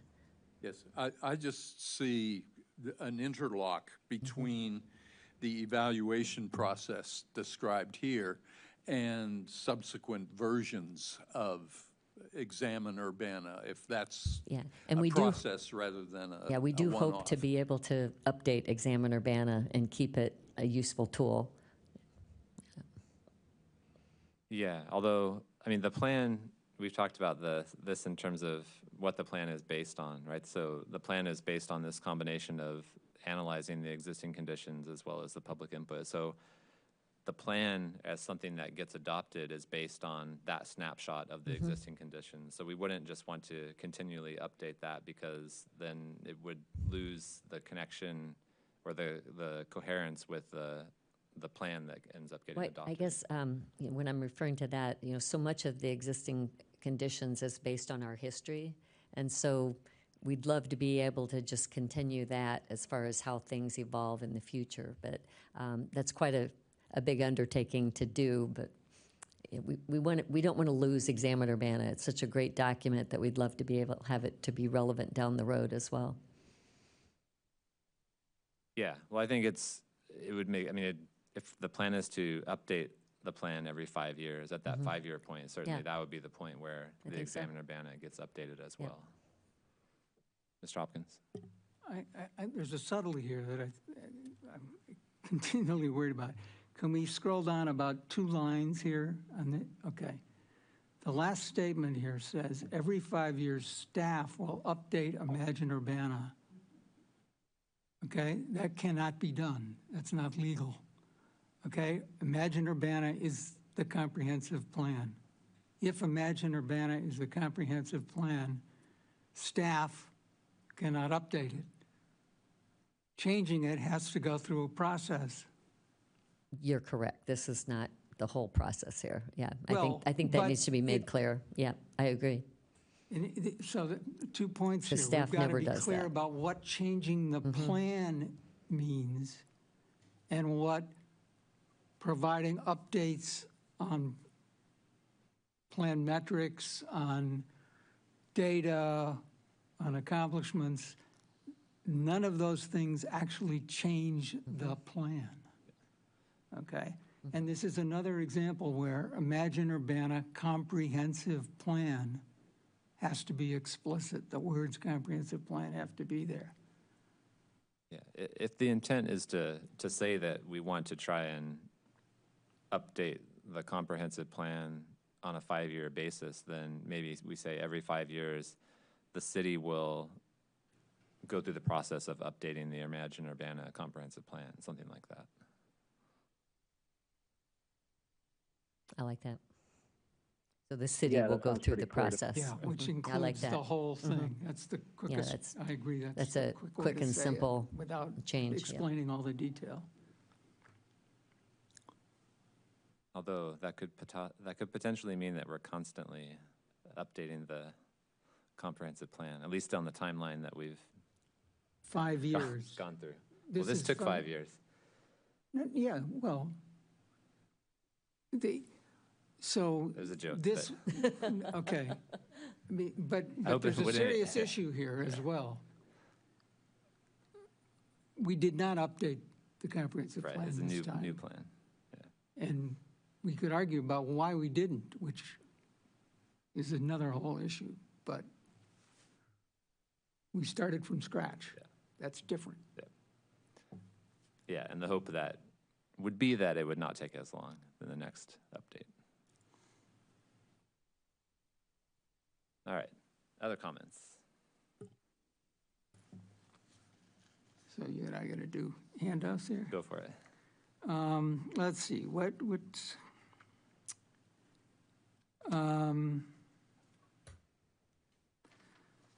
let's do a couple of simple things. Mobility map. I was able to proofread that, which I told Kevin I would do. Is that the connected city map you're referring to? Yes. Okay. Yes, the Yeah. connected city map, sorry. I'm Okay. in a previous era. For arrow 2, the wording in the explanation, got to scroll down further.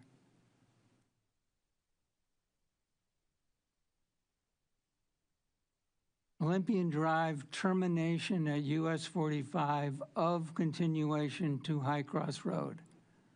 Now, what that was previously was not of, but or. In other words, it's a contingent statement. I'm not sure whether that's simply a typo or whether it was an attempt to say it would not be continued. Kevin, can you address That that? was a typo, I'm guessing. Typo. Yeah, Okay. I assume That's a typo, fine. yeah. Typos are fine. I just wanted to make sure I wasn't Thank you for the subtly catch. correcting a typo and changing the meaning. For item 5, which is, I think, Florida Avenue. Got to scroll up now. I'm trying to here. Oops.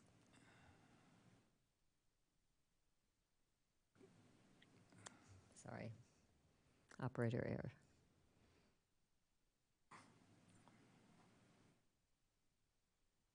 I'm sorry, Mr. Hopkins, Okay. where do you want me to scroll to? So 5 is Florida Avenue. Go down again. I think 5 is Florida Avenue. And the statement says reduce street lanes from 4 to 3.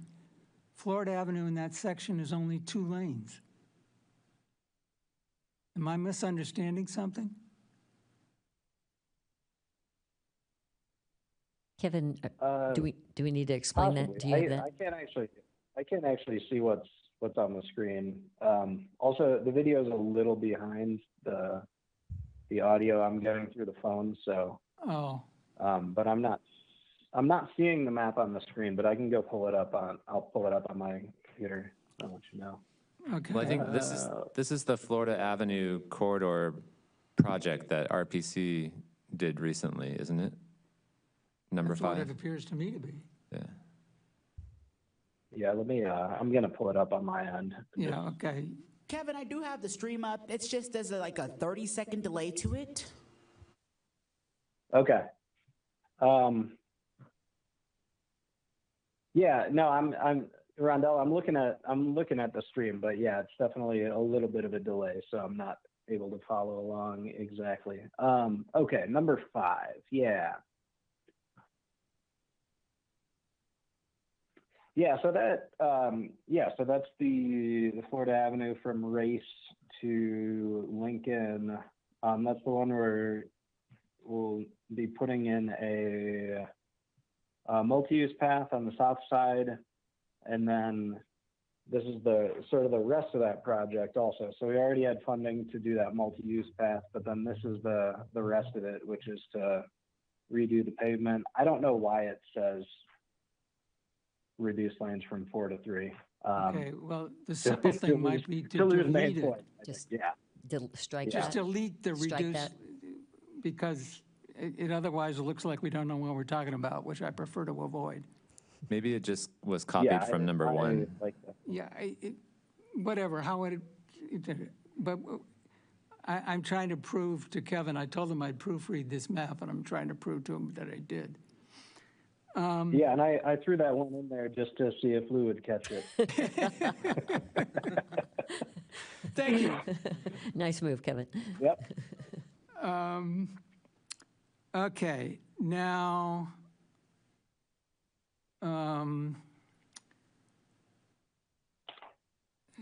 let's see.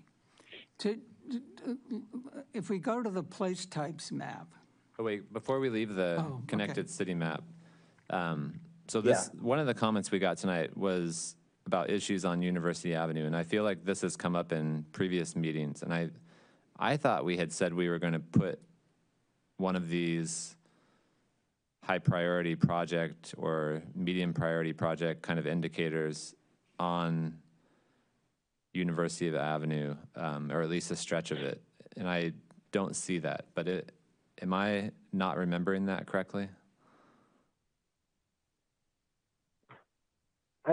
That sounds vaguely familiar. I guess what would we want to say about that? Because Well, I think there are actually Yeah, two I- stretches. Yeah, there and was they're a stretch. distinct. Some people in previous meetings have been focused on the stretch of University Avenue from Vine Street, Broadway, from 5 Points to the interchange, I think. Yeah. And other people have been focused on University Avenue from Broadway to Lincoln, or well, even to Wright Street. Yeah. And I think there's been enough interest in that it would be good to say something. Yeah, I think so too. I think maybe it's worded as explore possible, pedestrian safety or pedestrian and bicycle safety improvements to University Avenue. You can Yeah. and that's- highlight two stretches of it, maybe with one number. Yeah, I think that's a good enough. And can I clarify the two sections? The second one was Broadway to Wright, and the first one was 5 Points to, East to the interchange. and what, but the interchange is north, but No. which Going interchange? East and then it curves up. So the curve, okay. Yeah. So from 5 Points to the I-74? Yeah. Okay. Well, yeah. That's good enough for now. Somebody, when you do the map, you'll know where to quit because Yeah. it's the intersection with, Yeah, before it becomes an on-ramp. Yeah. yeah. And I think the two things that Dustin mentioned are broad enough that they basically cover both those sections. We don't have to separate them into two different things, even though there's obviously subtle differences about And if you remember the video that we showed at the last public hearing, we have a bicyclist at the intersection of one of those stretches Oh, yeah. saying the very same thing Yeah, about, right. So, and that's why it's worth adding it if we can. So I feel like there might be two maybe subtle differences that we might want to call out, and correct me if I'm wrong here, but I feel like University Avenue west of 5 Points, I feel like the concern there is crossing north-south along University, or across University Avenue. And I feel like University Avenue to the east of 5 Points is more like everything. So it's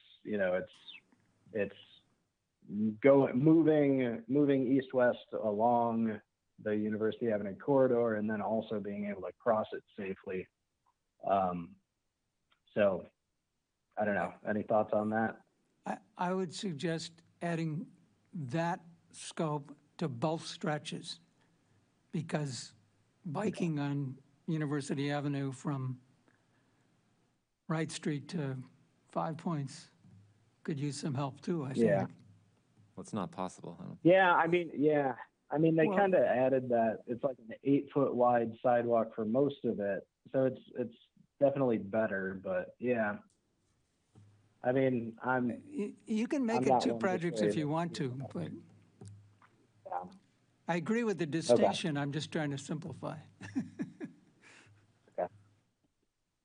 However we describe it, let's go like east and west of 5 Points, for example. Let's not lose the block between 5 Points and Broadway. Thank you. Right. Yes, I agree. Caught me. That's no man's land. So.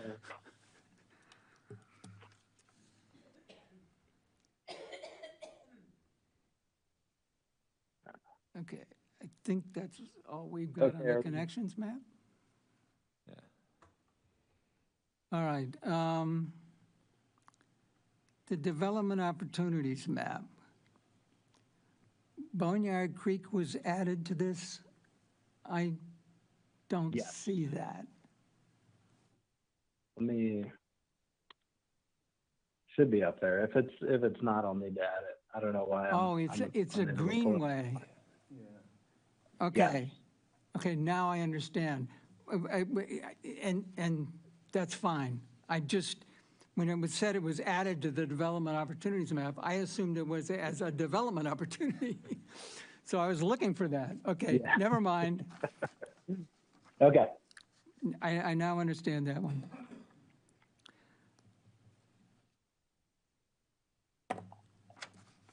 Any more on that map? No. Okay, the place types map. You want to take on this one first, or you want? Well, I think we definitely need to spend some time looking at the new category the new categories that were created, which is corridor neighborhood and university neighborhood, as well as how exactly those are mapped So let me. and their descriptions. So I agree, we got to do that. Before we do that, let me just say that we've got to work on the place types map.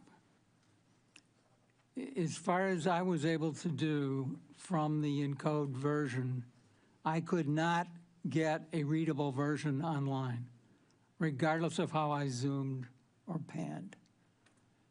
And that may be the nature of the way in which the map is scanned or coded or stored, that it doesn't scale properly.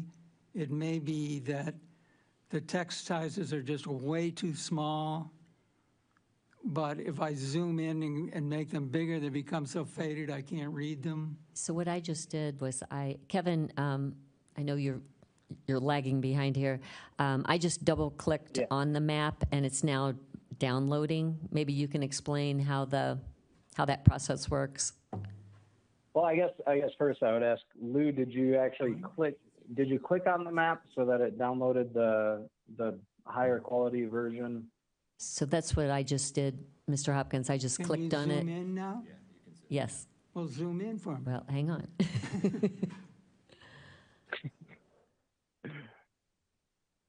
So you can click Okay. anywhere and zoom. So you have to tell people like me that they have to do that because Just click on it, yes. Yeah. I agree. because I zoomed it and I couldn't read it. And again, this is going to be the map. I mean, there's no document running around on paper or a big rolled up map or folded up map. So if people can't read it online, they can't read it. So Yeah. So I did add the text right above the map that says "click map to open" Yeah. / Where? download higher I've got to go resolution back a version. page. Yeah. Hang on. Because Lou, I recognized that was an issue too, because a lot of the comments we got were, "Hey, we can't read these maps." So yeah, okay. So Maybe you could put that in like highlighter or yellow or something like that. So see at the top of Yeah. the map, it's got, yeah. click map to open So to download the high version. So do that again so I can see if Okay. the other So I'm things just that I'm gonna- concerned about. So go ahead and actually- click on it. Is that what you want? Yeah, I want to be able to read it so we can talk about it.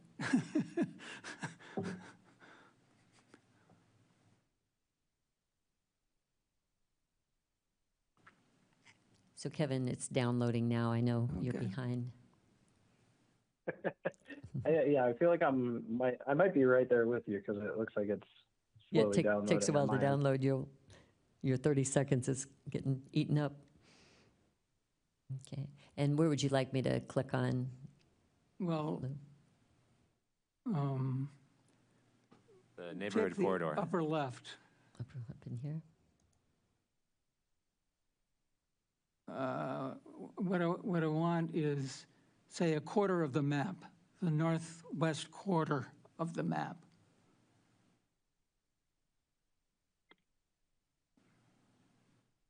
So about in here somewhere? Okay, I've got to be able to see more of the map than this and still be able to read it.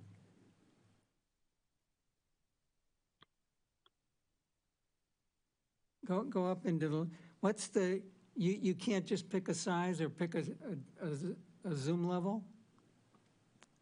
Andrea, if you hold the control Here we key go. and This then is, this is closer wait, to you have a what I mo- want to okay. see. Say that again, Kevin. I was saying if you use the control key and then, well, I don't know, you probably don't have a mouse there. But I do usually have you a can- mouse, yeah. Okay, if you hit the control key and then if the mouse has a little scrolly thing in the middle, you can, I think, control and then use the wheel to zoom in and out. There we go. Okay, all right. So, Yep. so Thank you, Kevin. that sort of answers my question, enough for me to make a couple of comments. The legends are way too small. There's plenty of room, and it's even when you're zoomed in, the problem is if you're zoomed in enough to read the legends, you can't actually also see the place you're trying to look at. So I would make the legends much bigger. And that applies both, it applies at least as much to the color icons as to the text, because I can't match, the colors are so close together that I can't tell what color I'm looking at. Unless I can also see the legend at the same time. Mm-hmm. Okay, that's enough on the map. And then we got the content of the map we got to talk about. Yeah, but I think font size throughout could probably, I think maybe font sizes were smaller initially because we didn't know how many annotations we were going to be adding and how crowded it would get. But assuming that we're kind of at a stable point in terms of the amount of text on it, I think the font sizes in general can get a little bit larger, even beyond the legend, so that you don't have to. I think what Lou is trying to do is to zoom in on like a quarter of the map, you know, to be able to both see a larger extent and understand the relationships between things, but also be able to read the text at that scale. Yes.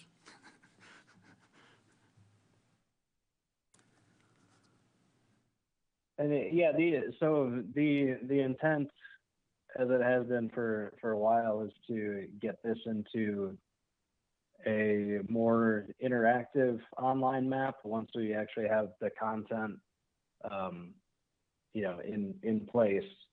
So hopefully we'll have something that's less, less cumbersome to use than just sort of essentially like an image file that you have to zoom in on. Not that doesn't have its place.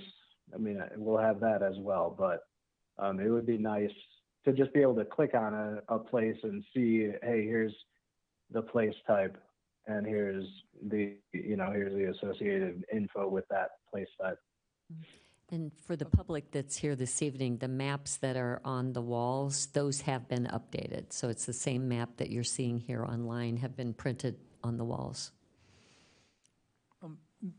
I notice that just in what we have up, we have some text being used to be descriptive and others that are sort of instructive. So expand industrial capacity is a different kind of statement from something that describes a location. It seems that font or in some way or other, those descriptive versus suggestion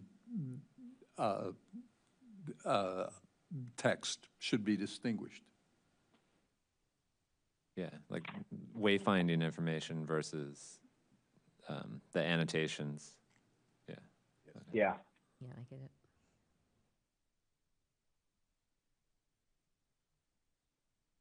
So place types. Yeah, so place types. Yeah. And we can start on the map since we were looking at it. Maybe if just go down to the university neighborhood and corridor neighborhood area. Okay, so the extent or the shape of those didn't change. What changed was just splitting them off from downtown, correct? Correct. Okay.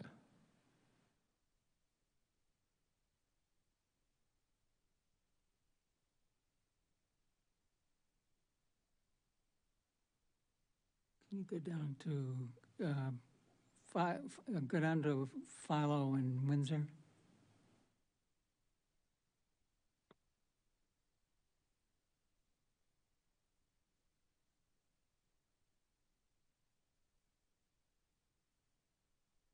Is there a reason we're distinguishing the north side of Windsor as commercial and the south side as neighborhood center? Yeah, I think so. I mean, the north side of Windsor is more sort of typical car-oriented commercial type development already. I don't know that that's going to change in the future. I don't know if that's really going to be more sort of what we're envisioning for a neighborhood center. For instance, the Meyer location, they have outlots that are for sale, and typically those go to national chains that are attracted to, historically they go to Meyer stores. In fact, we have one of those lots that are going to be developed here soon, whereas on the south side, those are all really neighborhood businesses that locally owned neighborhood types. Okay, the physical configuration is still very auto-oriented, but I hear your distinction and it's real, so. Yeah, and I think there's also infill opportunity on the Pines. Is that the Pines? Mm-hmm. Yeah, the Pines, which which could be residential, correct? The lower part, yes. Yeah. Well, definitely the lower part, but in the neighborhood center, it allows a mix of uses, correct? Or it describes a mix of uses.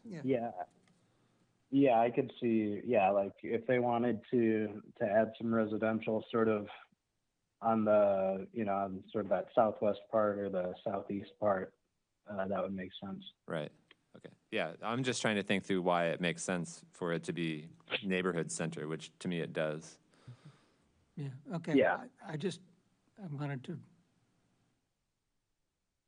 wanted to believe there was a reason to value that distinction, and I now believe there is.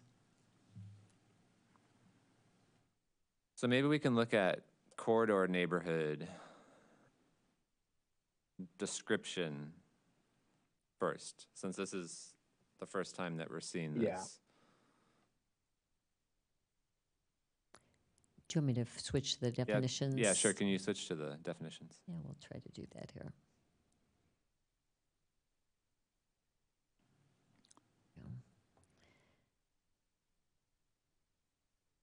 So the intent, while she's pulling that up, the intent here was, I think last time we were talking about these areas mostly being residential. So that's, that general description is in that spirit, but it could also include some businesses and institutional uses.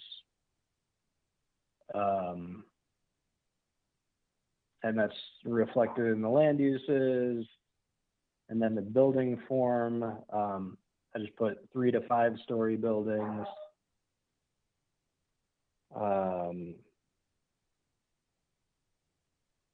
But yeah, I put this together based on our discussion from the 13th. So, Are there currently any 5-story buildings on the east side of Lincoln? I don't think so. There are not, and there are not also on Springfield, sort of between downtown and Lincoln. I think maybe the tallest building there is 4 stories.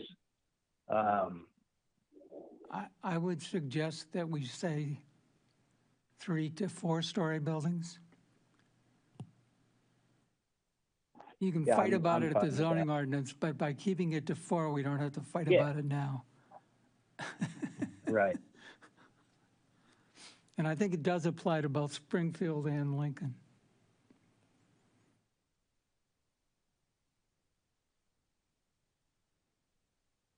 Yeah, I mean, if you want some flexibility, you could say typically 3 to 4 stories, but I think a good starting point is what's there. You're sure there's a 4-story? I think The- mostly 3-story, but Aren't the, Yeah, there's one. So right across from Phillips Rec, I think there's I think it's 4 stories. But I may be wrong. So the new building at the end of Nevada is not 4 stories? It's 3. no, that's 3. So, well, then it should definitely be only 3 to 4. yeah. Well, I think the current zoning tops out at 3, doesn't it? It does, yeah. They did. That was a by right development, so they did what they essentially maxed out. I'd say what they could. Right, okay. To do a by right development. So it should definitely not say 3 to 5. Let me put it that way. Yeah. So do we want to say 3 to 4? Is that Well, I think we the should conclusion? check it. Typically 3 I mean, to we 4? can pull up Google Street View if you want, but I think we should say what is there, and we should What say currently is there. typically 3 stories or something like that. I'm okay with that. I just, Typically 3 stories. Yeah. Unless we know that there is a 4-story building for sure, but typically 3 stories, I think, allows for that flexibility. If there is a current 4-story building, then I think we're good.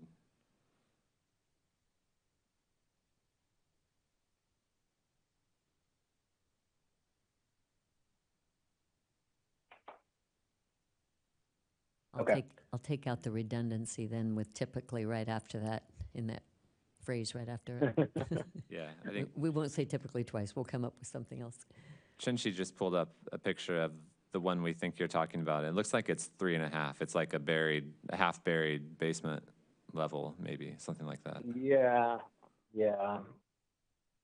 so typically 3 is good. Yeah.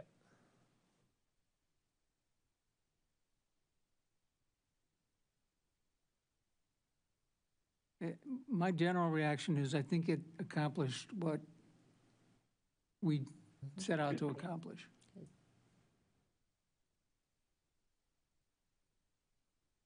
You Now, can't in see the me now, but I'm matrix- patting myself What? on the back. I said you can't see me right now, but I'm patting myself on the back. Good. That's what I was trying to do. Well, you can't see us and we're giving you high fives, so. The, Thank you. Thank you. so when we I'll get see to you. the, Yeah, I'll see you in 30 seconds. when we get to the matrix, we may have to talk about it again, but In the building form section, it says long monotonous buildings are discouraged. What's Yeah. the intent with that? Well, the intent is to discourage long and monotonous buildings. But yeah, it's because people don't like them. And, typically so in describing the building forms and describing the place types sort of in general, the intent is to kind of set us up to be able to write a zoning ordinance that gives us the desired outcome. So some of the comments we've heard from folks previously, which I think are really good, is, talking about the Lincoln-Busey corridor and wanting to discourage sort of developments where somebody essentially buys up a whole half block and puts in a really big monotonous building. And, I think you can put in rules to kind of make it so that doesn't happen. Or if it does happen, if you have sort of a long building, you can make it not monotonous. Like there's ways to, to kind of break up the facade so it doesn't look like just one giant building. So that is, I put that in there to kind of look toward the future and help us get to kind of where we probably want to be with the updated zoning ordinance. Yeah, I guess that's what I was trying to get more clarification about. So is it really about the building, or is it more about the facade and the materials, and whether or not the facade has a horizontal orientation versus a vertical orientation that breaks things up in the building? Because as I read it right now, it seems to discourage assembling multiple parcels to create a building. And if this would be a principle that we would apply when someone comes to us with a, requesting approval of a PUD or something like that. Would that be a criteria or a principle that we would use to not approve something like that because we don't want buildings that run across multiple parcels that have been assembled, as opposed to getting into more of the design features of the building? Yeah, well, yeah, I don't know. I mean, so if our new zoning ordinance is how I would intend it, we might not even need to go through a PUD process. We just write the zoning ordinance to give us what we want, and then people can just, do that. But I guess there's always room for exceptions and things. So, yeah, I don't know if you can think of a sort of a better, more nuanced way to state that intent. I'm open to it.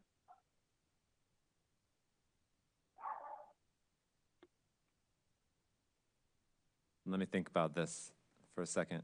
Someone else can. Yeah.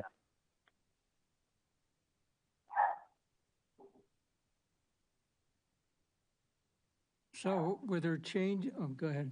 No, I'm sorry.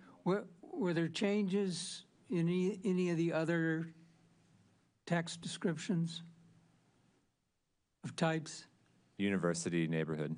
Well, yeah, so university neighborhood was, that was kind of a new creation as well. So I know I borrowed, for both of these new types, I borrowed from other things, but made them more, but added the nuance based on our conversations from last time.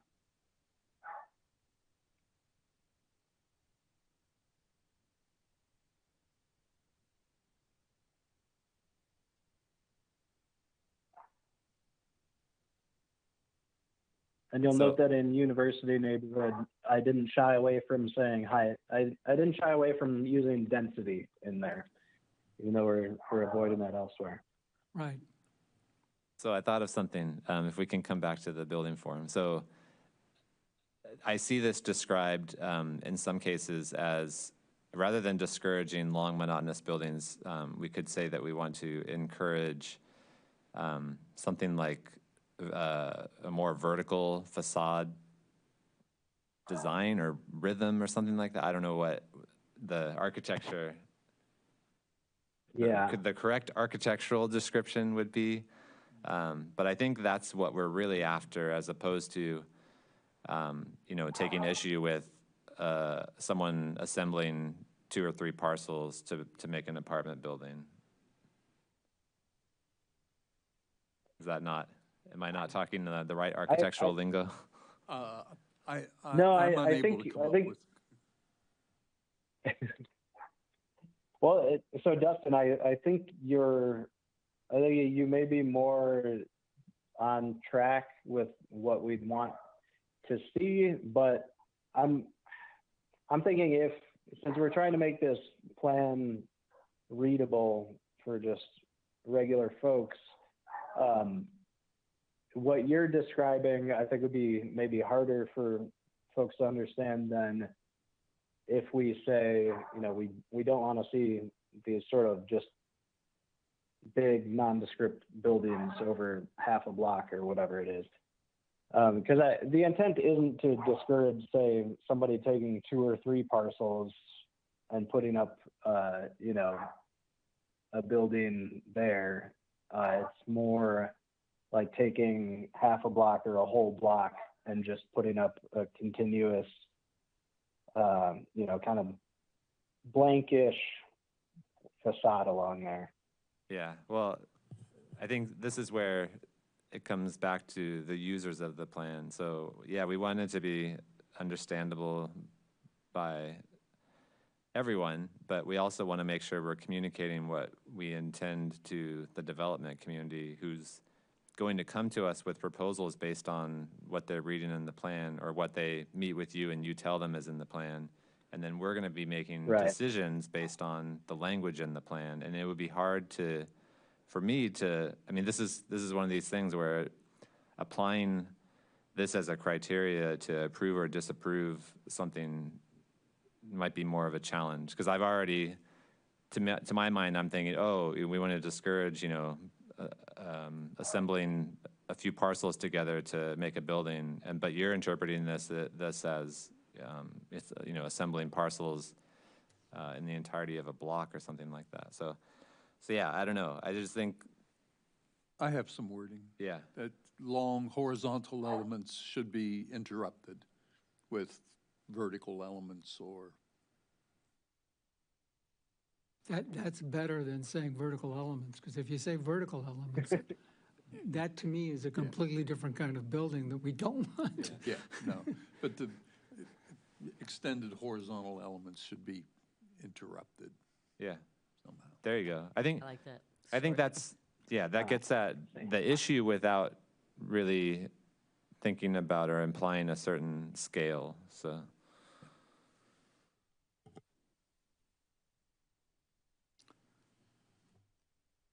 are we done with corridor neighborhood? I am. I am. And university So, neighborhood, a question here. oh, Can I ask a question here? So I'm looking at corridor neighborhood. I kind of would like to retain the long monotonous buildings are discouraged. Could we just add then a sentence that says something to what Bill just said? So something right after that says essentially longer buildings with extended horizontal elements should be interrupted vertically, however we want to say that. Is that okay, or should we? Yeah, I think that's what we just said, right? But I think Kevin was saying he's keep that keeping original both. language also. Oh. I don't know. Yeah, I'm just saying, because I don't, yeah. I think No, the go ahead. problem is Sorry. that, having tried to apply our design standards that currently exist for like the Busey corridor, having these kinds of Right. very subjective criteria. What is monotonous? How do you define that? I mean, that's. Well, so I think that's where it comes down to the comp plan being the policy document, and then it's going to be up to us in the zoning ordinance to actually articulate what that looks like, so that I'd say in the future, when we're going to do reviews for plans that come in, we're not, I'm not going to be looking to the comprehensive plan unless somebody is asking for special zoning approval. I'm going to be looking to whatever zoning ordinance we have. And to me, that zoning ordinance would take this statement about long monotonous buildings and turn that into a regulation that would get at sort of vertical, whatever we're saying, vertical articulation, interrupting the horizontal facade and stuff like that.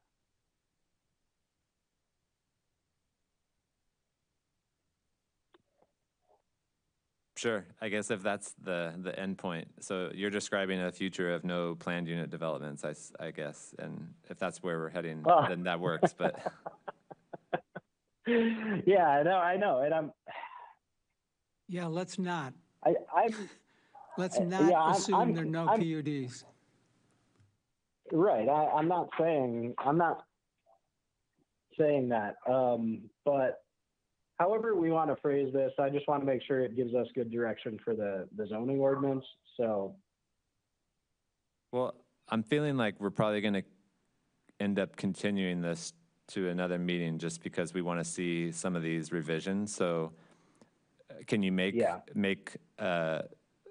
take a cut at, making a revision to that however you think best, and then we can pick it up the next meeting. Yeah, that sounds good. So maybe we should focus on giving staff direction on a few other items and get ready to continue. Yeah. Maybe we should tackle the university neighborhood.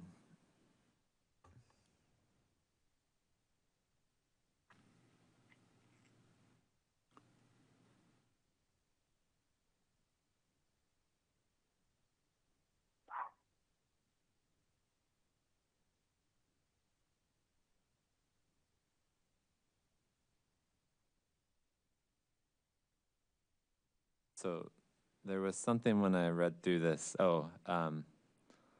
Solitary buildings on single lots are discouraged. What do you mean by that?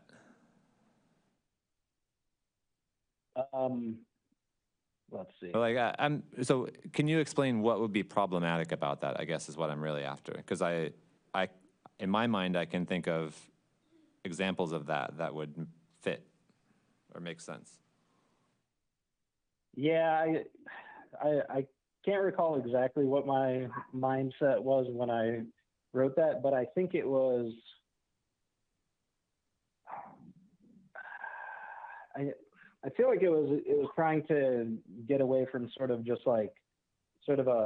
maybe a small building sort of in the middle of a lot, or maybe set back, just maybe sort of a car oriented type thing. But well, I'm trying to think of, internal consistency of the plan. And one of our other, priorities, big moves, big ideas, I forget which one it is, relates to incremental development. And incremental development is all about solitary buildings on single lots. So let me give another problem with this. Even the massive building about to be built just west of Springfield, of Lincoln Avenue, if the developers manage to pull it together, is one building on one lot. So I think this statement says nothing. It does. I would delete it. Yeah, I agree. Does it get to, are you trying to get to the issue of yards? Or proximity of buildings? No? I don't think so. No, I don't think so. I'm comfortable deleting that sentence. You may be able to think of something else you want to say to get at something, but I think that statement gets at nothing.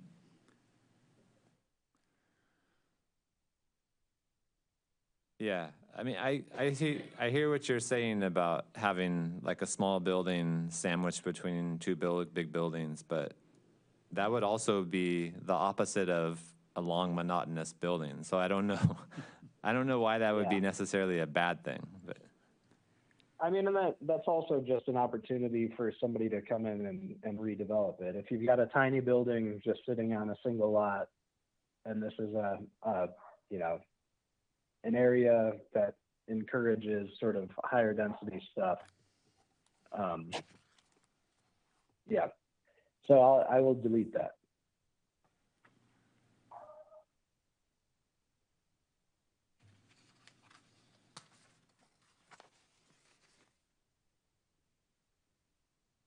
any other comments on this one? That was what caught my eye initially, but I'm okay with it. Me yeah, too. I think the rest is good. I just want to point out, so right now, sort of the area that is the campus mixed use area, sort of that west of Lincoln, south of the university, I see that as an opportunity to add metered parking. So under the streets and connectivity, I did put in the phrase metered parking because I think that a lot of people use that for sort of commuting and then parking there and going to the university. And so I would like to see us at least explore that option in the future. So I added that there. Kevin, where was that reference made about the parking? What was it on the under connect- streets and University neighborhood. connectivity. So it was still in university neighborhoods, Yeah. okay. Yeah, I saw that. That makes sense.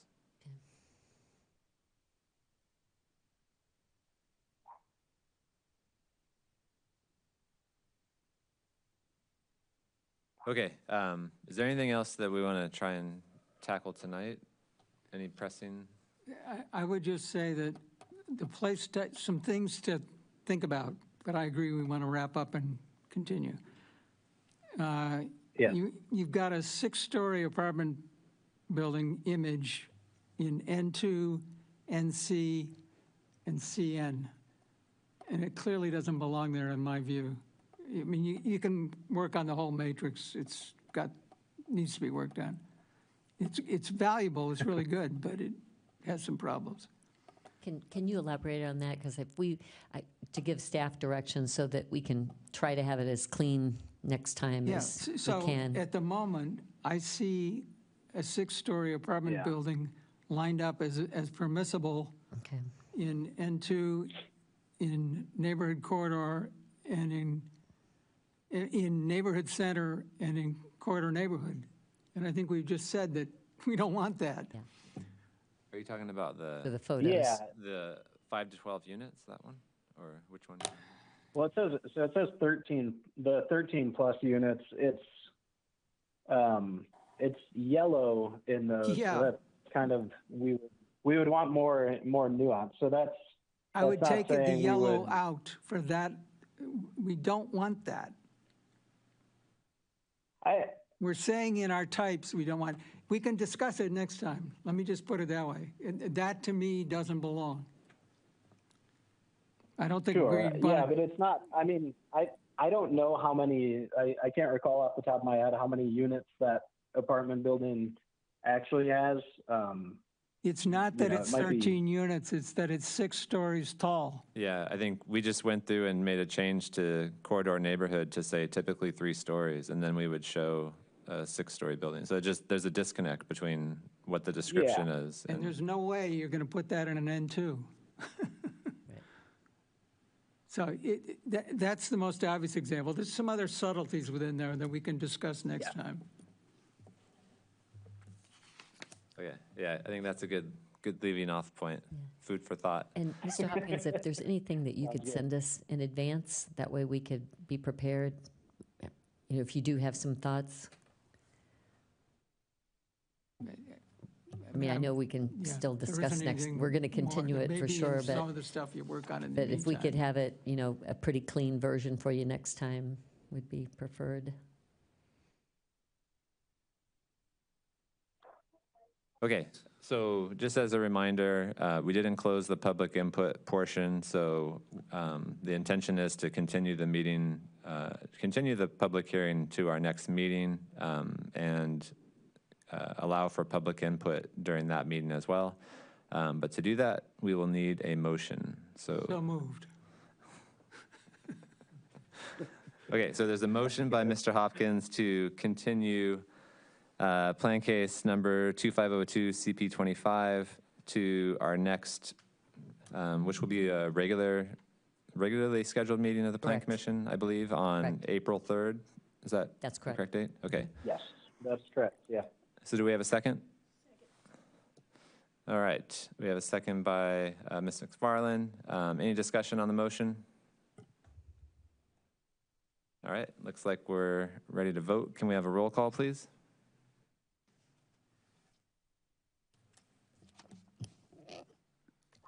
Mr. Andreessen? Yes. Mr. Hopkins? Yes. Ms. McFarland? Yes. Mr. Rose? Yes. Ms. Yu? Yes. And Mr. Allred? Yes. Okay, so that motion passes. Just as a reminder that this case will be continued to our next hearing, or our next regularly scheduled meeting of the Plan Commission, which is April 3rd. Okay, so that brings us to old business. We have no old business. And Dustin, I might just add, just as far as the process goes, the Plan Commission will ultimately make a recommendation that'll go to the Committee of the Whole. The next Committee of the Whole that we would be working towards would be the 21st. And they need their materials, roughly a week in advance. So just as far as how the process rolls. Okay, good. Thanks for the clarification. New public hearings. So just as a reminder, if you're looking at the printed agenda or the agenda that was available online, that plan case was removed from the agenda earlier in the meeting, and that's going to be re-added to our agenda in the future. We have no new business. Audience participation. Is there anyone in the audience who would like to address the Plan Commission for 5 minutes, uninterrupted, on a topic of your choice? If so, please come forward and sign in.